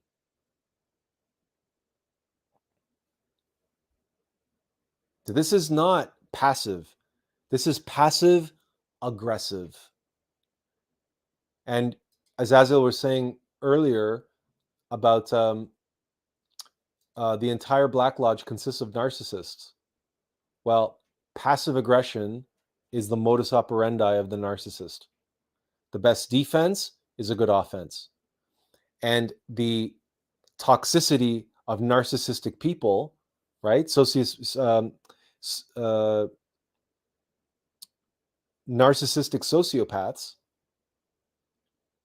is precisely this. They're constantly irradiating, and they're gaslighting people. It's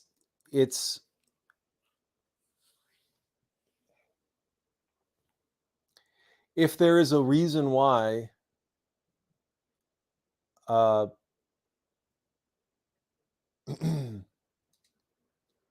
Mugaboo and others, if there is a reason why this whole idea of my truth infuriated you, this is why. Because my truth is an assault. It's an assault on the truth. In the same way that unconditional love is an assault on love. You know how the woke people like to talk about violence, and how language is violence and opinions are violence? They believe that. They believe that. So to them, the truth is violence. So what do? You fight fire with fire. So if somebody comes at you with the truth, what better way to fight fire with fire and come to loggerheads, right? And come to butt heads with. And if someone's coming in with the truth, you match them with my truth.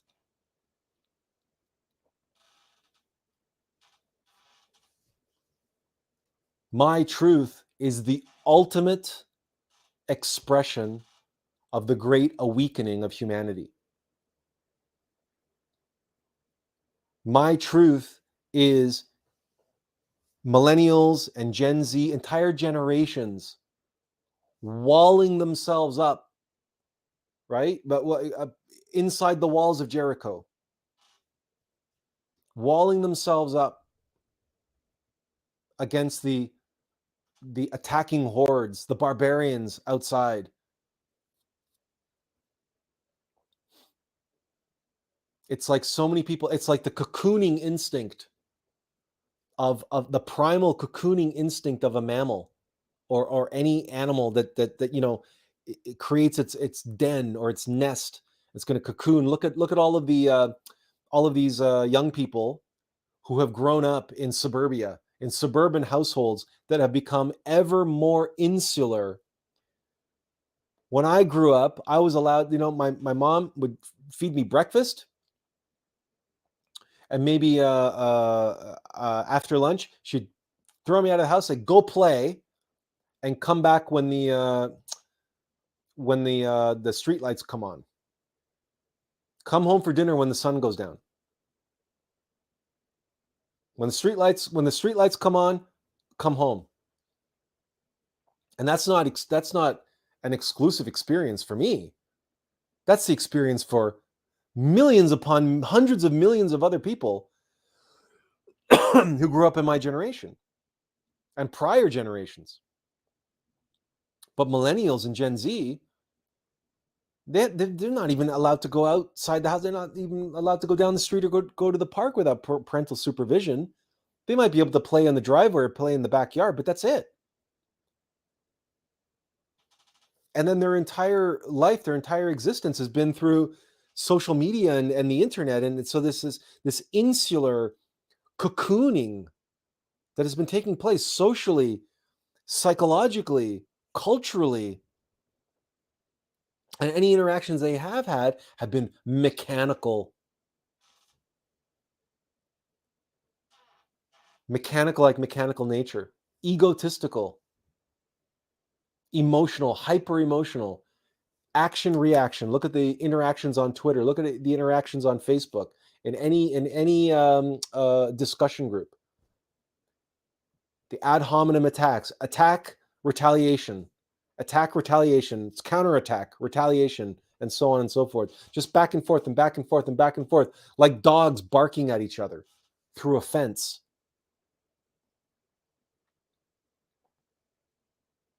And this my truth is arming these generations of young people against the truth.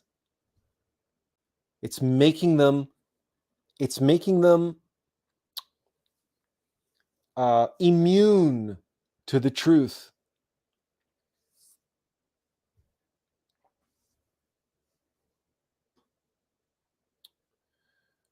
Mugaboo says, if, as a grown man, I am sexually attracted to an 8-year-old child, my truth might be I love this girl. But the truth is I am mentally sick. My egos have gotten the best of me. Well, see, that's another very good example that the LGBTQ plus community, they want to add a P. They want to add a P to those letters. Because everybody who's on that LGBTQ list, they all have my truth. They all have their truth. So now the P's, the pedos, right? The P's, they're coming up and just like Mugaboo says here, they're standing up. Now they're pumping their fist and they're pronouncing their truth. Just as Mugaboo suggests. And you see, the LGBTQ plus people, they're immune to the truth. They're immune to the truths about biology, about gender, and about that gender is not a construct. It is not a construct. It is fundamental. But they're immune to that truth. They're immune to biology. They're immune to these immutable facts of nature and immutable objective facts of reality. Now think about that. Immutable. Do you know what the word immutable means? Means cannot be silenced. Mute means silenced. Immutable means can be silenced. Immutable means cannot be silenced. So the immutable facts, objective facts, the truth,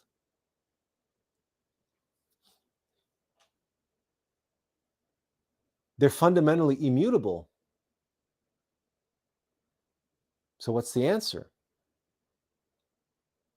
For the Black Lodge, for those who want to live in their lie,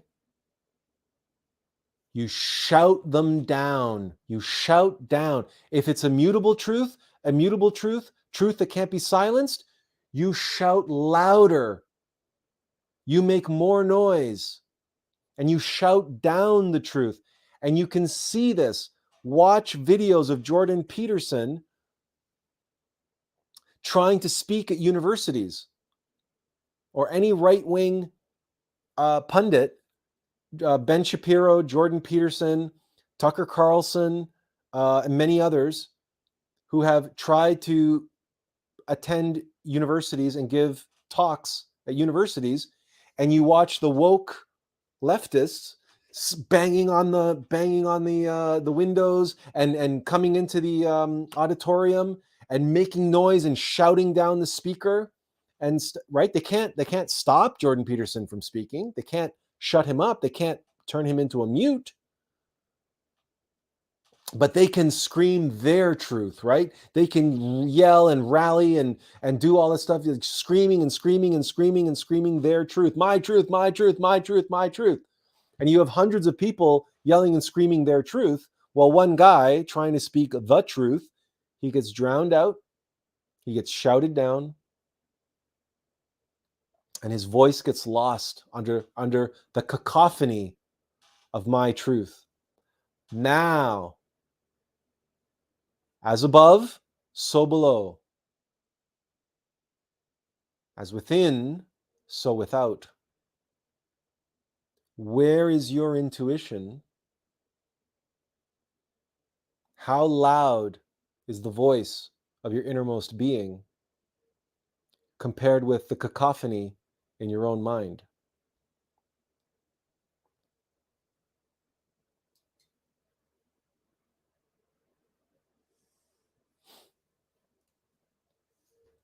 That's all. Everything we're just discussing out there in the world, it's all here. It's all here. You just look at yourself, observe your own mind, observe all those voices, competing voices and ideas and opinions and beliefs and blah, blah, blah. And it's all churning around in your head, the cacophony in your own head. And where's the intuition in that? How loud is the voice of your innermost being compared to the voices in your head? Now you know why my truth is the mantra and the magic spell of the Black Lodge and the Great Awakening of humanity. Because everybody who's out there pumping their fist and yelling my truth, and they're shouting down the truth out there, and they're using my truth as a defense mechanism to shield themselves and make them immune.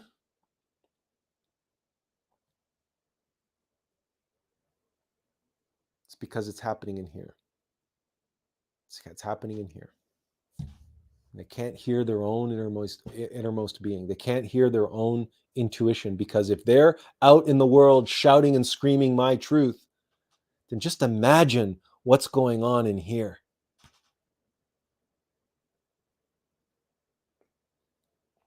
And if the truth is immutable, remember, immutable, they want to be immune to it. Immunity and immutable. There's the same root words in there.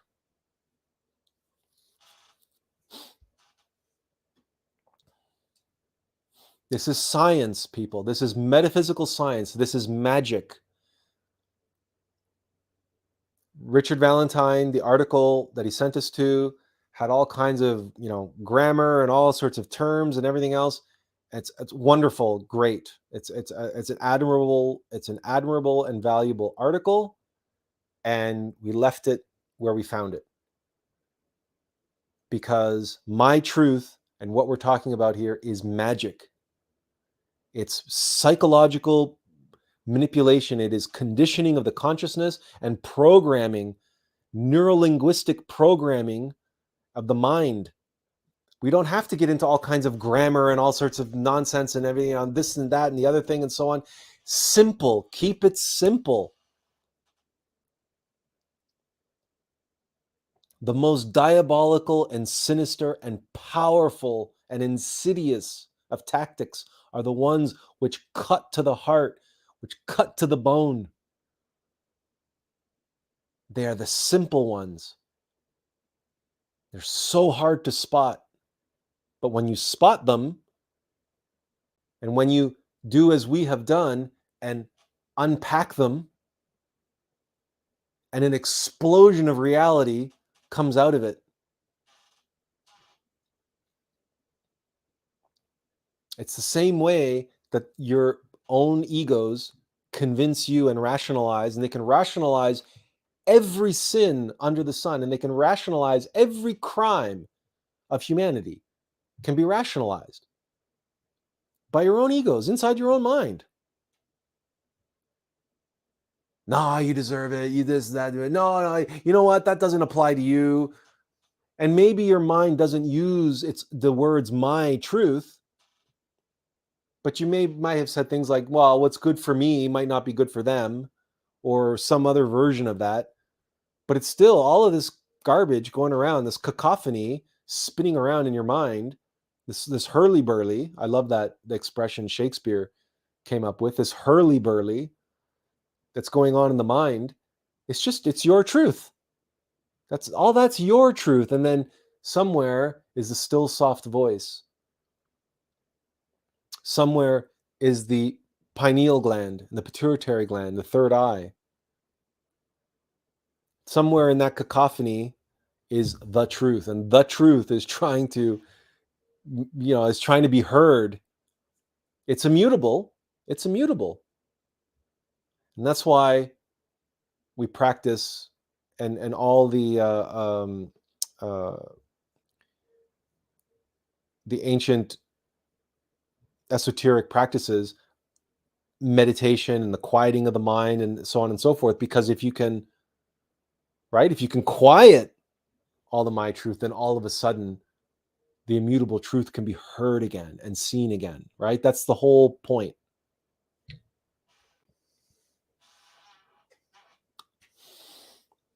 Couple more comments here. Mugabu says, I think soon it won't be permitted to speak freely and criticize their truth. Well, you can't criticize their truth already.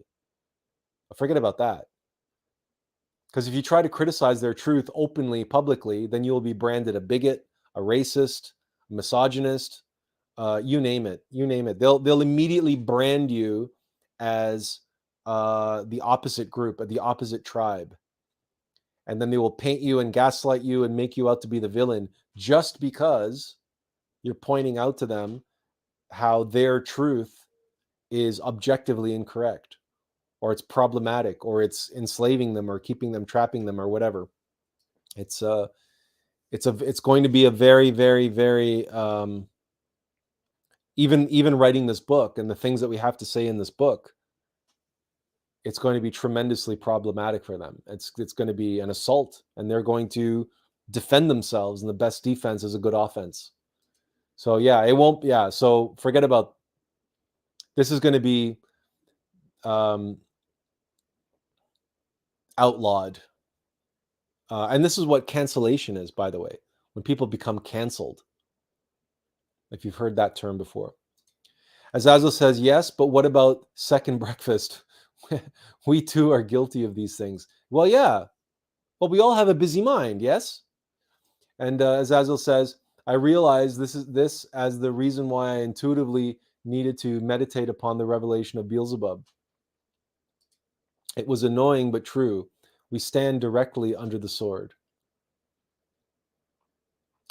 Benjamin says, this my truth mindset was described in the scripture as follows. The coming of the lawless one will be accompanied by working of Satan, with every kind of power, sign, and false wonder, and with every wicked deception directed against those who are perishing. because they refuse the love of the truth that would have saved them. For this reason, God will send them a powerful delusion so that they believe the lie. That's from Thessalonians. Thank you, Benjamin. As always, we can count on Benjamin to reach into his personal directory, his personal card catalog of quotations from the Bible. And again, he's found a great one. It's very apropos. And I think it absolutely captures the essence and spirit of this mind truth mindset. Because Satan, Shaitan, the adversary, the false self, through my truth, puts itself what Satan always wants to do, right? Be God. It wants to play God. Satan wants to depose God and usurp the throne. And again, no better way to do that than to shout down the truth with my truth. And then for this reason, God will send them a powerful delusion so that they believe the lie.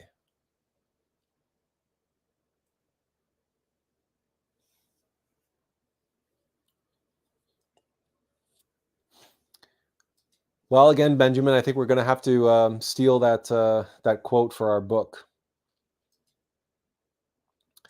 Mugaboo says, yes, we identify more with our egos than our innermost. This is true. And again, by identifying more with our egos than our innermost, what are we doing? We're living my truth, right? That's my truth. I am who I am. I'm this mortal vessel.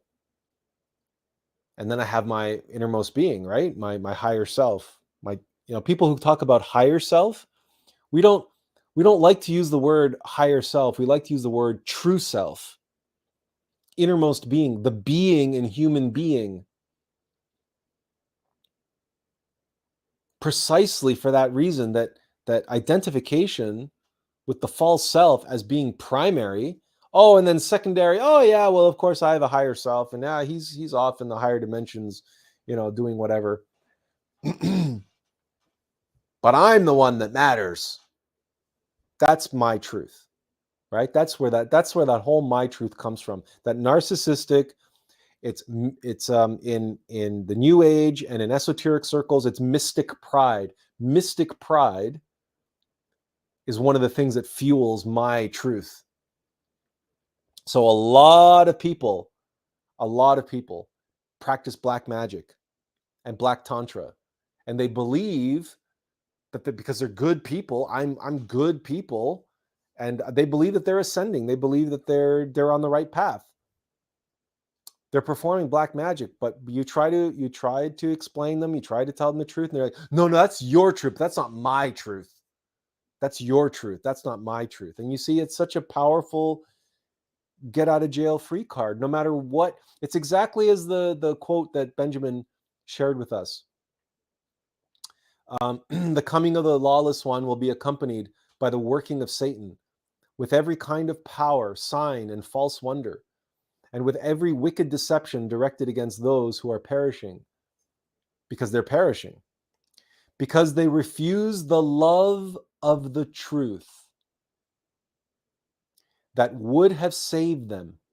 They refuse the love of the truth that would have saved them.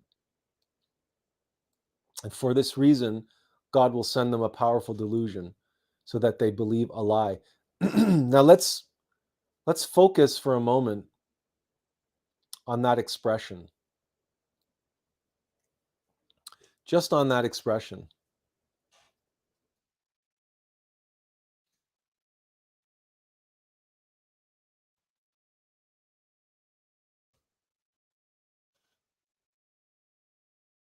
Okay?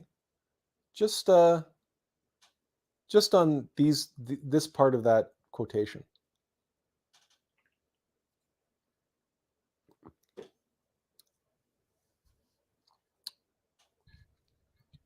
What did we say about unconditional love? Unconditional love is unconditional, meaning meaning doesn't matter what the other person does or says or is, or you love them unconditionally, regardless of circumstances, regardless of outcomes. You apply that to the truth. It doesn't matter if the truth hurts. It doesn't matter if the truth hurts your feelings. It doesn't matter if it upsets you. It doesn't matter if it it it flies in the face of your desires and it undercuts your beliefs. We must love the truth unconditionally, regardless of what the truth says.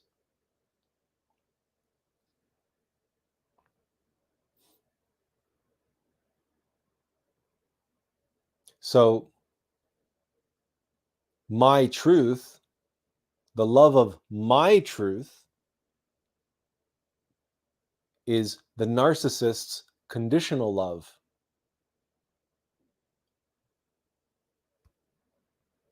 It's not unconditional love, it's conditional love of truth. But you can't have conditional love. You love the truth so long as it aligns with my ego, it aligns with my desires.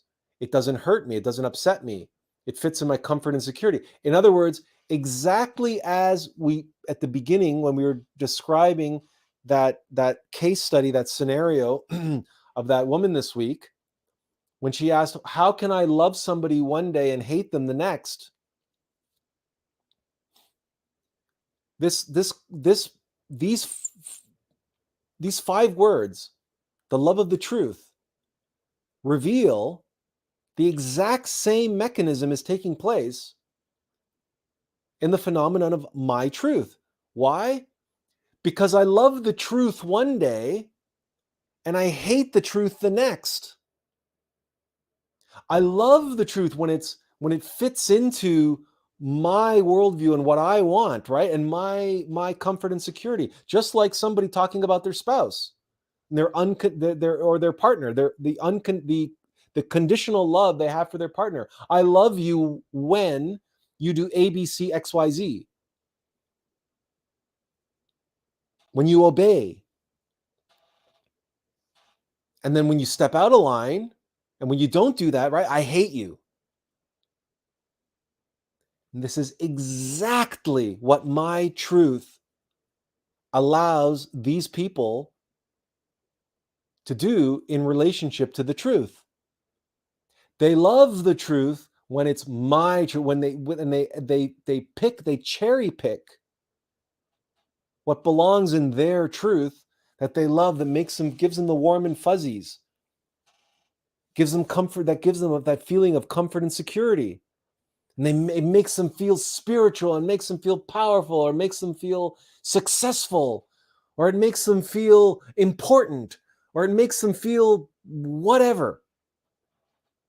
That's what they love. That's the truth they love. That's their truth. Oh, but if it doesn't do that, if it doesn't feed their narcissism, if it doesn't feed their mystic pride, if it doesn't feed their fear, their need to control, outcomes, their need to control circumstances, their need to control other people, if it doesn't serve all of that, if it doesn't serve their ego, well, they hate the truth.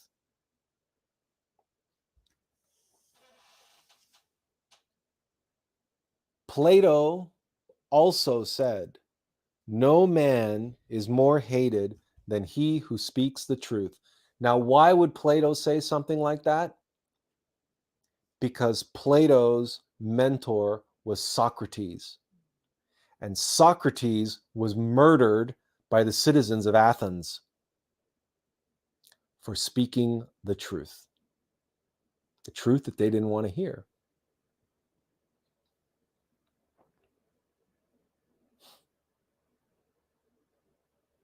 What Plato said, we have 2 quotes from Plato today. both of which are apropos and completely relevant. And just imagine 500 years before Christ, people were already dealing with this. Plato was already suffering this, and Socrates suffered it in the in the worst way you can suffer people's ignorance and their hatred of the truth. So this is nothing new. It's just that my truth is so flagrant and in your face. It's the Black Lodge trolling us. It's the Black Lodge rubbing our nose in it as Gnostics. We who love the truth more than perhaps anyone else. We who have devoted our lives to the truth and devoted our lives to sharing the truth and helping others to reach the pinnacles of truth, to climb the Mount Olympus of truth. We Gnostics are, and those who are a part of the army of world salvation. It says, as Attlas says, it is the Divine Mother itself, because objective reality is her body, is her beingness, and all of her sacrifice and all of her gifts and boons and her energy, everything that she gives to us as reality. That's what the truth is. So the love of the Divine Mother is the love of the truth. That's why the book is called Pistis Sophia. Sophia is wisdom. Wisdom comes through experience.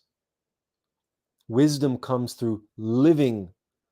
Sophia is the wisdom of the Divine Mother.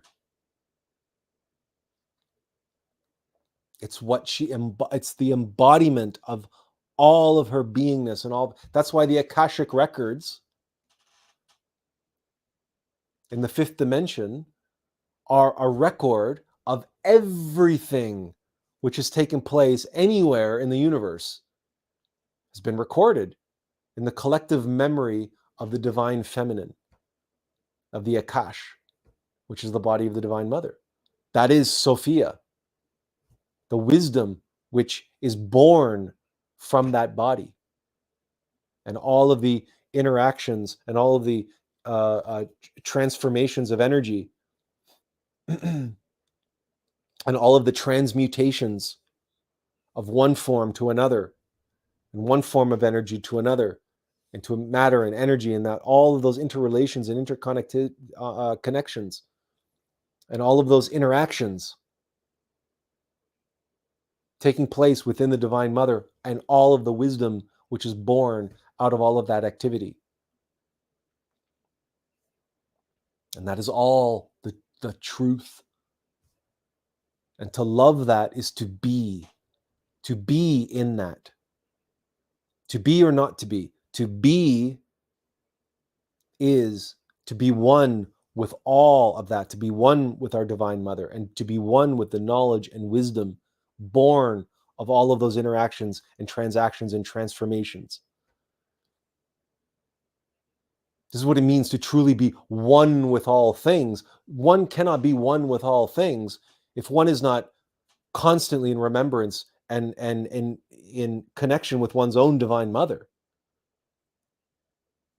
This is what, but people's my truth, the New Agers' truth, their truth is, oh, they just have to believe that they're one with everything in the universe, and they're one with the gods, and they're God already, and there, that's it, that's done, that's my truth. Do they even know their own innermost being? Do they even know their Divine Mother?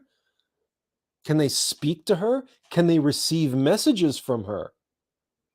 Do they know how to do that?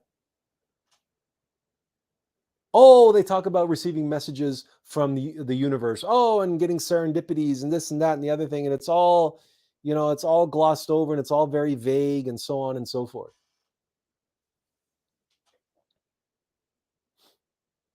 Why? Because my truth, again, they're cherry picking what makes them feel comfortable and powerful and spiritual. And what doesn't stays on the cutting room floor. And they hate that. People hate what isn't their truth. And what isn't my truth is the truth. And that's why people hate the truth. And that's why Plato said that 500 years before Christ. It's all that connected, and it's all that simple, really. And as Attlas says, nobody wants to be confronted by the mother that they love. Nobody wants to be confronted by the mother that they love. That's interesting, because the thing about unconditional love and the unconditional love of a mother is severity and mercy. Those are the two pillars, Jacqueline and Boaz.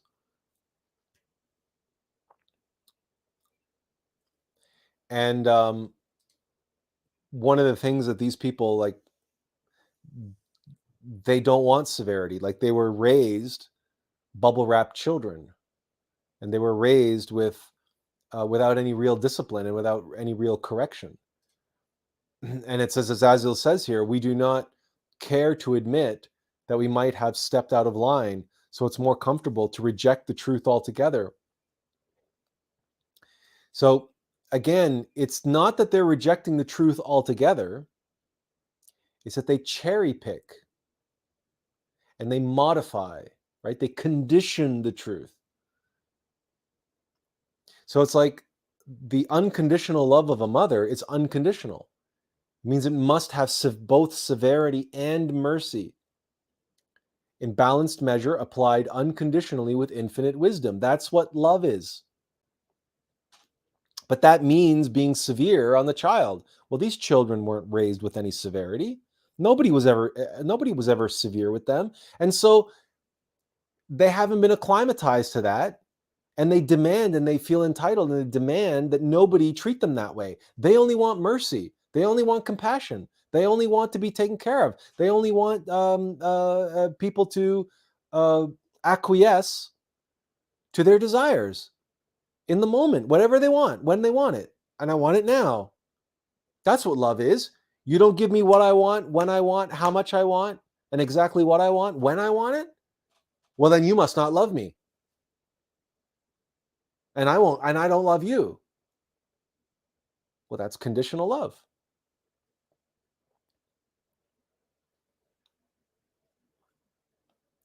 But they don't see it that way.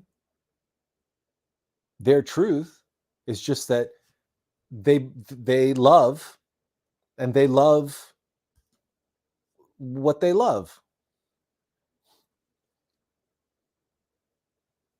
And they hate anything else.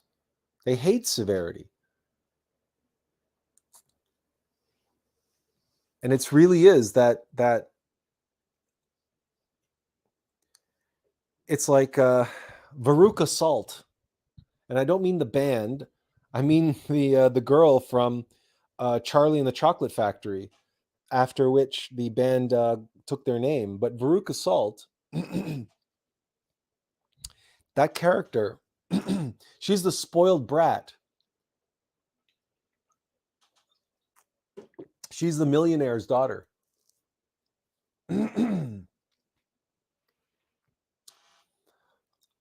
And well, there it is. I mean, we're not going to get into the whole Charlie and the Chocolate Factory thing. You can read the book on your own or watch the movie. For God's sakes, don't watch the Johnny Depp version that Disney made a few years back. It's horrendous. Watch the one from the 70s with Gene Wilder. The Charlie and the Chocolate Factory. Watch that one. And Veruca Salt, she's the one that I want it now, Daddy. She's that character. And then when they get in the Chocolate Factory and they have the squirrels that are opening up the nuts for the chocolate bars, and she goes, oh, I want a magic squirrel, Daddy. I want a magic squirrel. I want it now, Daddy. And then Willy Wonka refuses to sell Veruca Salt's father a trained squirrel. So anyway, mayhem ensues. Benjamin says, the scariest thing is that people who indulge in the my truth mindset will have to pay someday with interest because they borrow spiritual currency by living outside of truth, similar to living beyond your means. It is better to stay inside the ark of truth and be saved on the day of judgment. That's well said. When we live in fantasy, when we live in delusion, interestingly enough, Benjamin, have you ever noticed that the word deluge, referring to the great flood,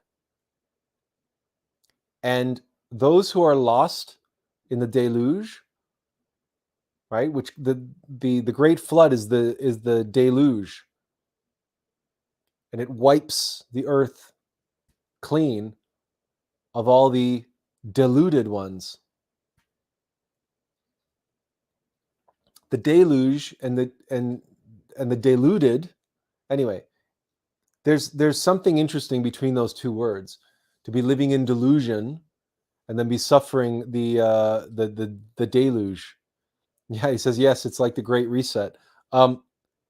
It's, but when you mention the ark, there's two arks in the Bible. There's the ark of the Israelites, right? The Ark of the Covenant, and then there's the Ark of Noah. And we will pull up this. Well, if we can, we'll pull up this meme which we've showed you before, just because, for us anyway, it's such a meaningful.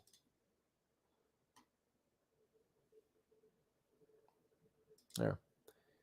It's such a meaningful graphic, and of course the Far Side cartoon is one thing, but here we have a tree of life, and when you superimpose the Ark of the Covenant, the angels touching their wings, they represents the upper trinity of the tree of life, Keter Hokmah Binah, and the Ark of the Covenant is this box, right? Is this square between Hokmah, Binah, Geburah, and Chesed, and in the middle is Da'at, Gnosis. And when you overlay Noah's Ark, then the monad is obviously a boat, right? It's an inverted triangle, and it's Chesed, Geburah, Tipereth, and then, but the Ark of Noah has the house on it, right? So this, again, a box in a boat, and that box is Chokmah, Binah, Geburah, Chesed, and in the middle is Da'at.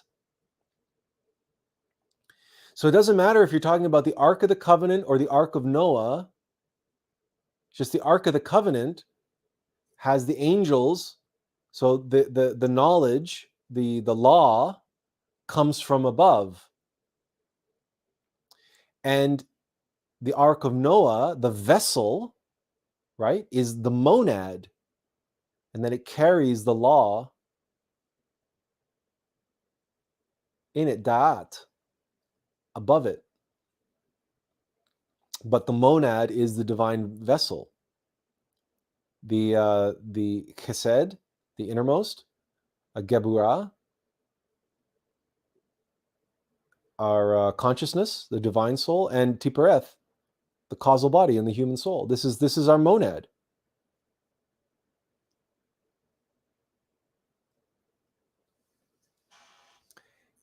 This is so important, the relationship between these symbols and the tree of life, because we are in the end times. We are in the end times of this humanity.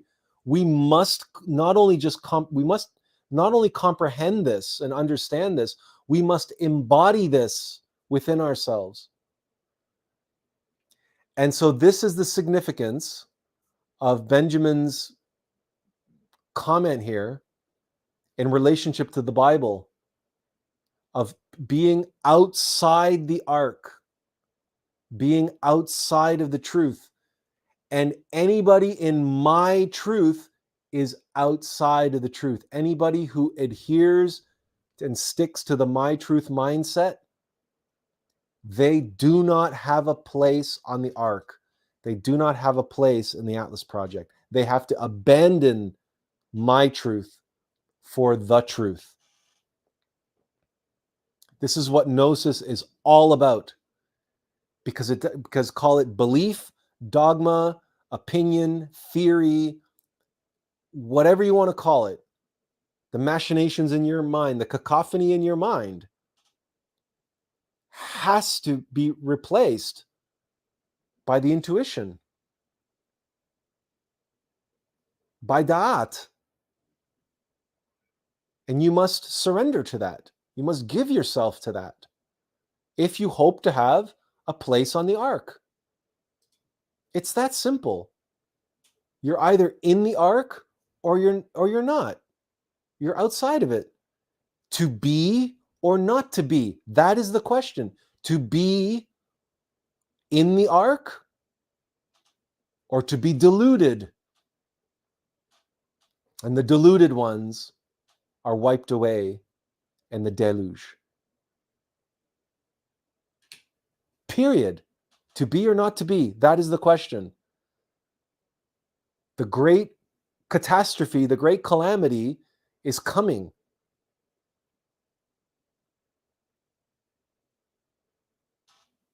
And there is no room in the ark for my truth, because in the ark is da'at, gnosis.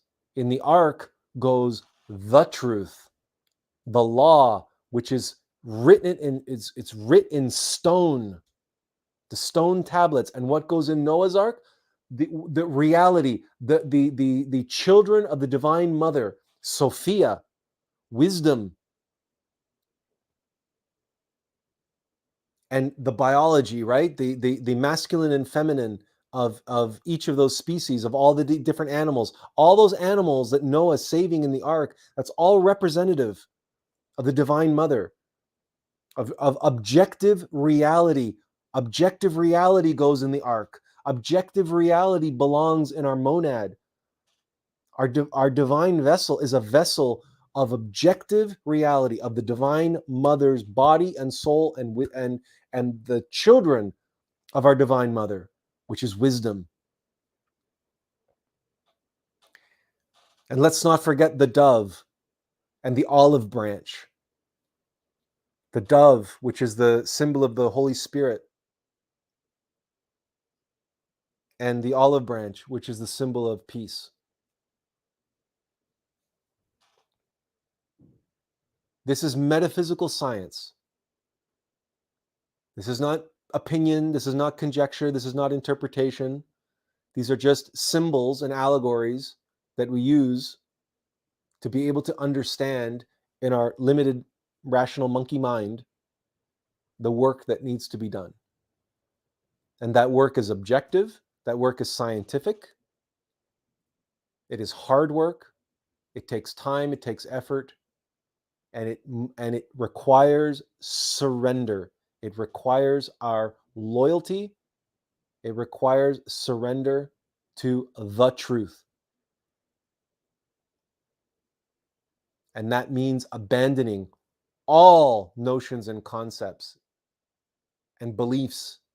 And most of all, it means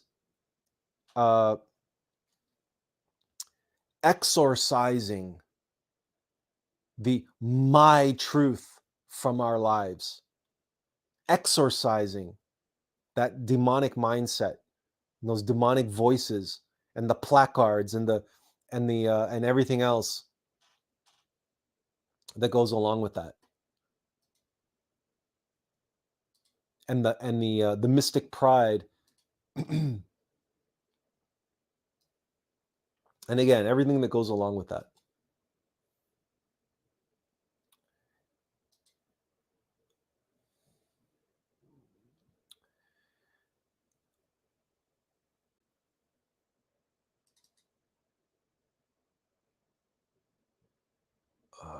No. We want to show you one thing before we go. Listen, Mugaboo says, it's funny. Rainbow in French is arc en ciel, literally arch in the sky, a great symbol. The arc and the arc and the arch are related. Here's a oops, no, wait a second. There we go. This, of course, is a torii gate, a gate to a Buddhist shrine in Japan. And if you notice, we've shown you this before, if you notice, this is two T's side by side, right? That's why there's two T's in Attlas. But it's also an arch. It's the strongest form in nature and in architecture, the arch. That's why it's very hard to crush an egg. If you hold an egg, and try to like crush it simultaneously, it's all but impossible because of it's the perfect shape. It's because it's all arches. It's all just one continuous arch.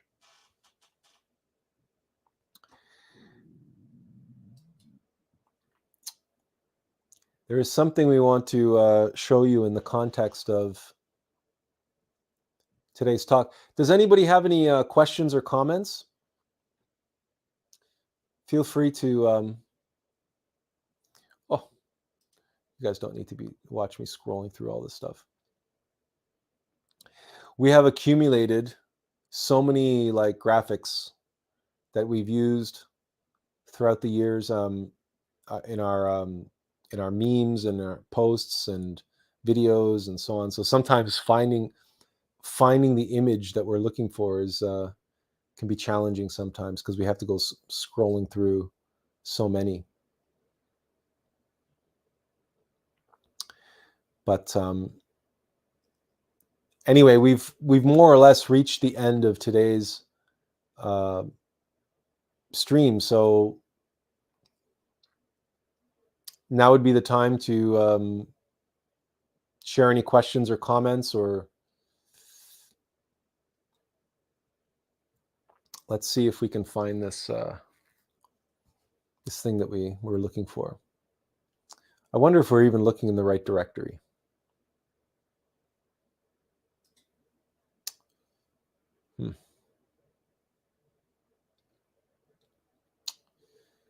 Well, perhaps we won't be able to.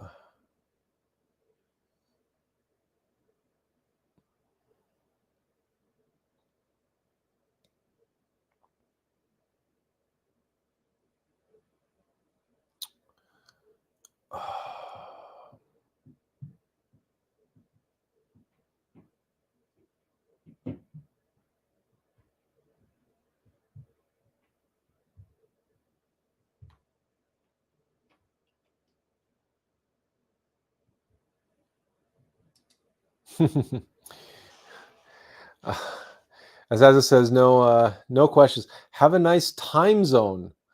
Okay. By the way, to for all of you, for all your mothers out there, and for everyone's mother, we want to wish everyone a very happy Mother's Day.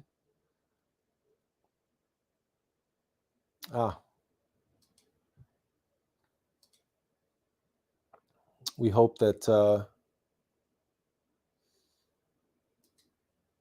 if you were able to spend time with your mother, then do so, and remember to also remember your Divine Mother on this day. We there was a particular image we wanted to show you. We couldn't find it on the computer, but we know where it is online. So we're just going to scroll through there. Is that it? No, that's not it.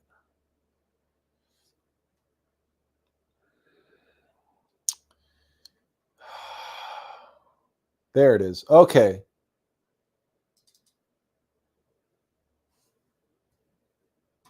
Here.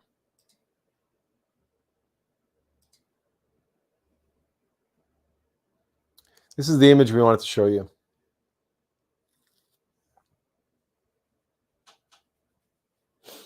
This is the image. This is my truth.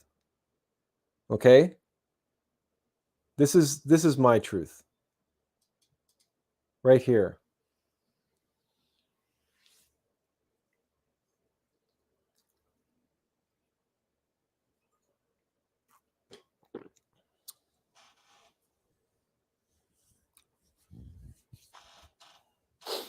This is the epitome. This is my truth in an image, in a visual.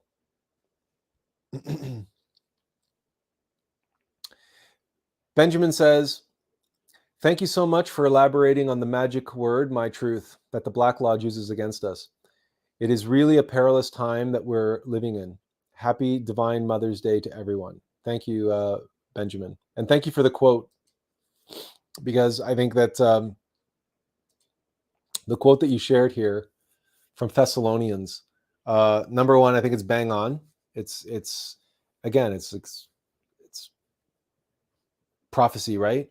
And for this reason, God will send them a powerful delusion so that they believe the lie. And it's interesting because you know, the delusion and the deluded and the deluge are all related.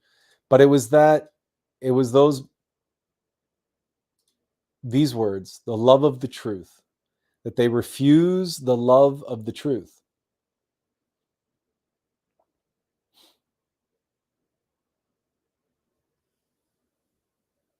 And God will send them all these delusions so that they believe the lie, like this lie that these women painted on their bodies.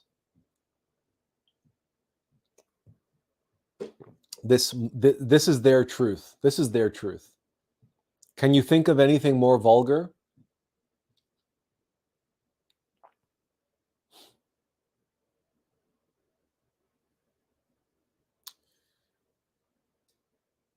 But there it is.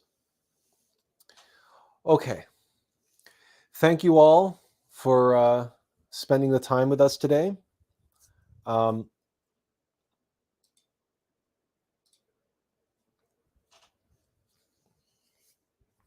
This phenomenon, as we said, was born of the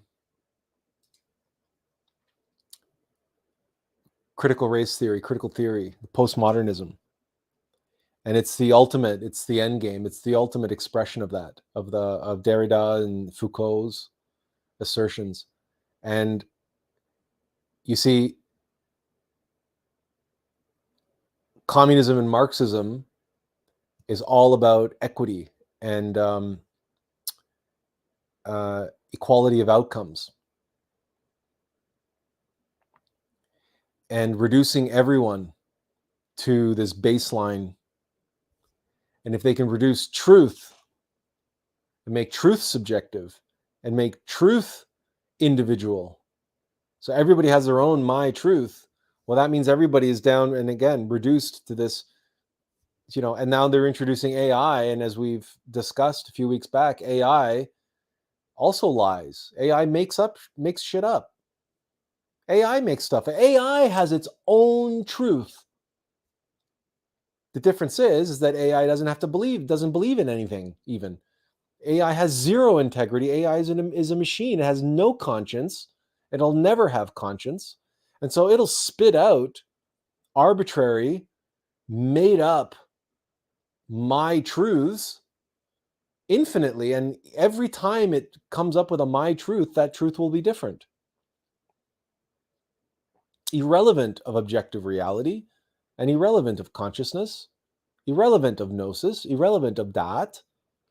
All of this, all mechanicity is outside of the ark of Noah and the Ark of the Covenant, because the Ark of the Covenant, right, is union, to be faithful to one's innermost being, to be faithful to one's immortal beloved. That's what true faith is. And that happens in the ark, in the holiest, holy of holies, in the temple. And everything happening outside. And that's why Jesus had to kick the moneylenders out of the temple. Because that type of transactional mechanicity and worldly stuff doesn't belong in the temple, doesn't belong on the Ark of Noah, and it doesn't belong in the Ark of the Covenant.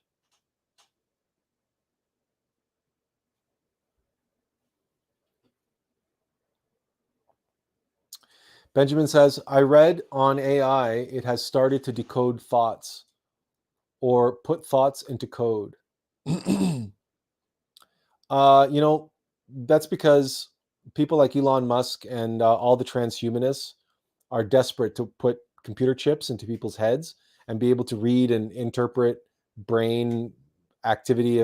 Let them knock themselves out. And AI will never read consciousness. And AI will never be able to read your intuition. So reading people's thoughts with AI, with computers, and interpreting people's thoughts with computers, that's just bullshit. That's just my truth. That's what all this mechanicity and all this technology is all about. It's all about getting people stuck up in their heads and stuck up in that bandwidth, in that cacophony of the rational mind, which we've said many times and what we've have live streams on. You must master your mind or be its slave. So my truth and AI and all of these things are all designed, and social media and technology and academia and materialist science and virtual reality and all of this stuff is just designed to get us to get us ever more enslaved by mechanicity, by our own egos, by our own ego mind. Because mechanicity is the antithesis of consciousness. It is the antithesis of divinity. It is the adversary. It is, for lack of a better expression, evil. Because it's heartless, it's soulless, it doesn't care. It's automatic, it's mechanical. It's like the T-800, right? It's like the Terminator. It's like the agents from the Matrix. It's it's the antithesis of God. It's the antithesis of divinity. It's the antithesis of love. Love is not mechanical. Love is not arbitrary. Love is not automatic. Love is not reactionary. Love is none of those things. Love is unconditional. And mechanicity is pure conditionality. It's pure cause and effect on the level of mechanical. It is pure conditionality. The cogs in the wheel, right? It's the clockworks in a clock, in a timepiece. Mugaboo says, I think it reads strong emotions: fear, hate, happy, sad. It can't read happy. It can read pleasure, but not happy. Pleasure and happiness are not the same thing, but it can read negative emotions, fear, hate, so on, and it can pick up the neurotransmitters, and it can pick up sort of the signals that if someone's in a peaceful state or in a happy state, that they'll pick up those signals and it'll interpret that.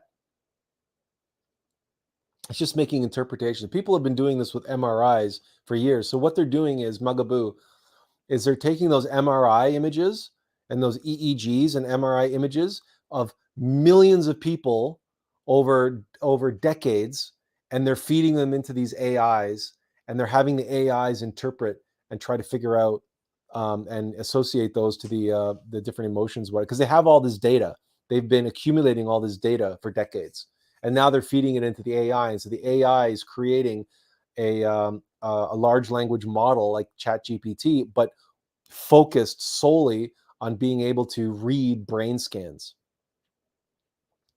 And yeah, and the applications for this are they're going to start off. The applications for this are going to be the police and lawyers, legal standpoints, interrogations. Like, so they're going to put somebody in an MRI and ask them questions, and they're going to be, so it's going to be like this AI is going to be able to tell when people are telling the truth, tell them if they're lying, and actually be able to read their thoughts, read their minds.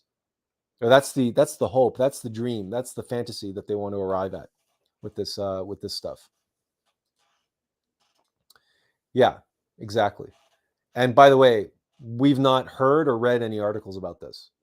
It's just, we're just getting the information from, so they plan to use those mind reading devices in the workplace. Oh yes, okay, so that bosses can monitor employees' productivity. Yes, it is really an evil technology for human enslavement. Yeah, well, it's basically like, but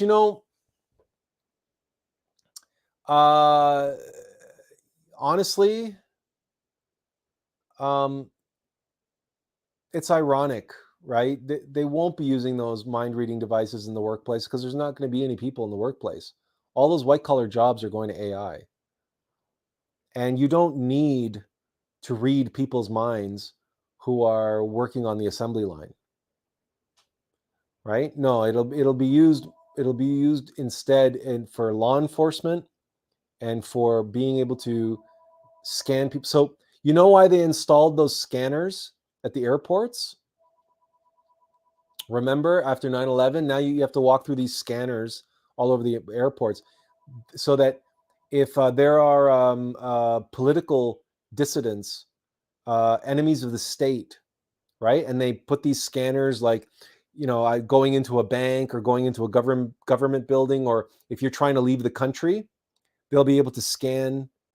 Even if you're trying to leave the country with a false passport, if you go through those scanners when you present your passport and you're nervous, and they can tell that you're not being honest, and they can tell that your mind is thinking about another name, another person, and they're scanning you and all this kind. So this is all like anti-terrorist, anti-enemy of the state. It's all one world government, and all related to that kind of stuff. So they don't want free thinking individuals, and they don't want individuals who are outside of the system, right? They want everybody in their box, in their system. So in the same way, like when we talk about not being in the ark, the Black Lodge are essentially, they want everybody in their own ark, but for them it's not an ark, it's a prison, right? And it's a prison of delusion, it's a prison of lies, it's hell. But they want everybody kept in line and kept in order because of the hierarchy that's there.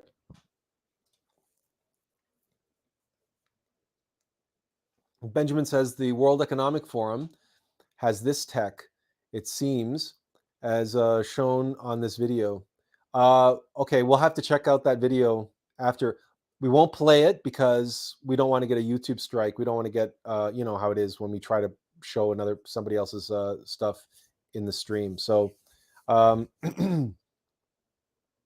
there's the link on screen, and can I can't click it, right? No, I can't click it.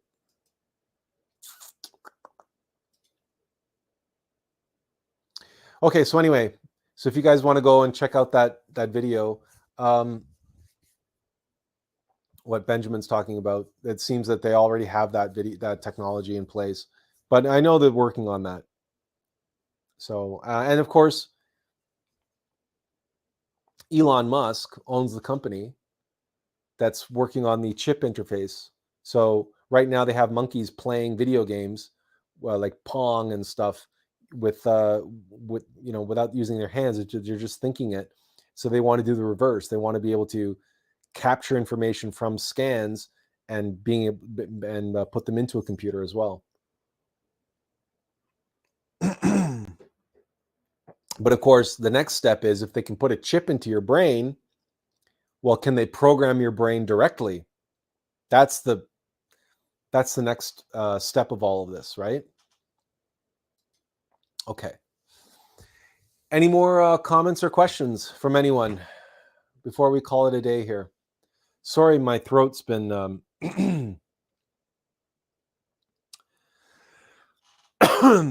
I ran out of water. I don't have much water left, and I guess I was a little parched coming in. So listen, everyone, if there's no more questions or comments, we want to thank you all again for being with us today. Have a great week. Enjoy the rest of your Mother's Day. And again, as always, we just want to let you know, inferential peace. And when you encounter the My Truths, the My Truthers, just, well,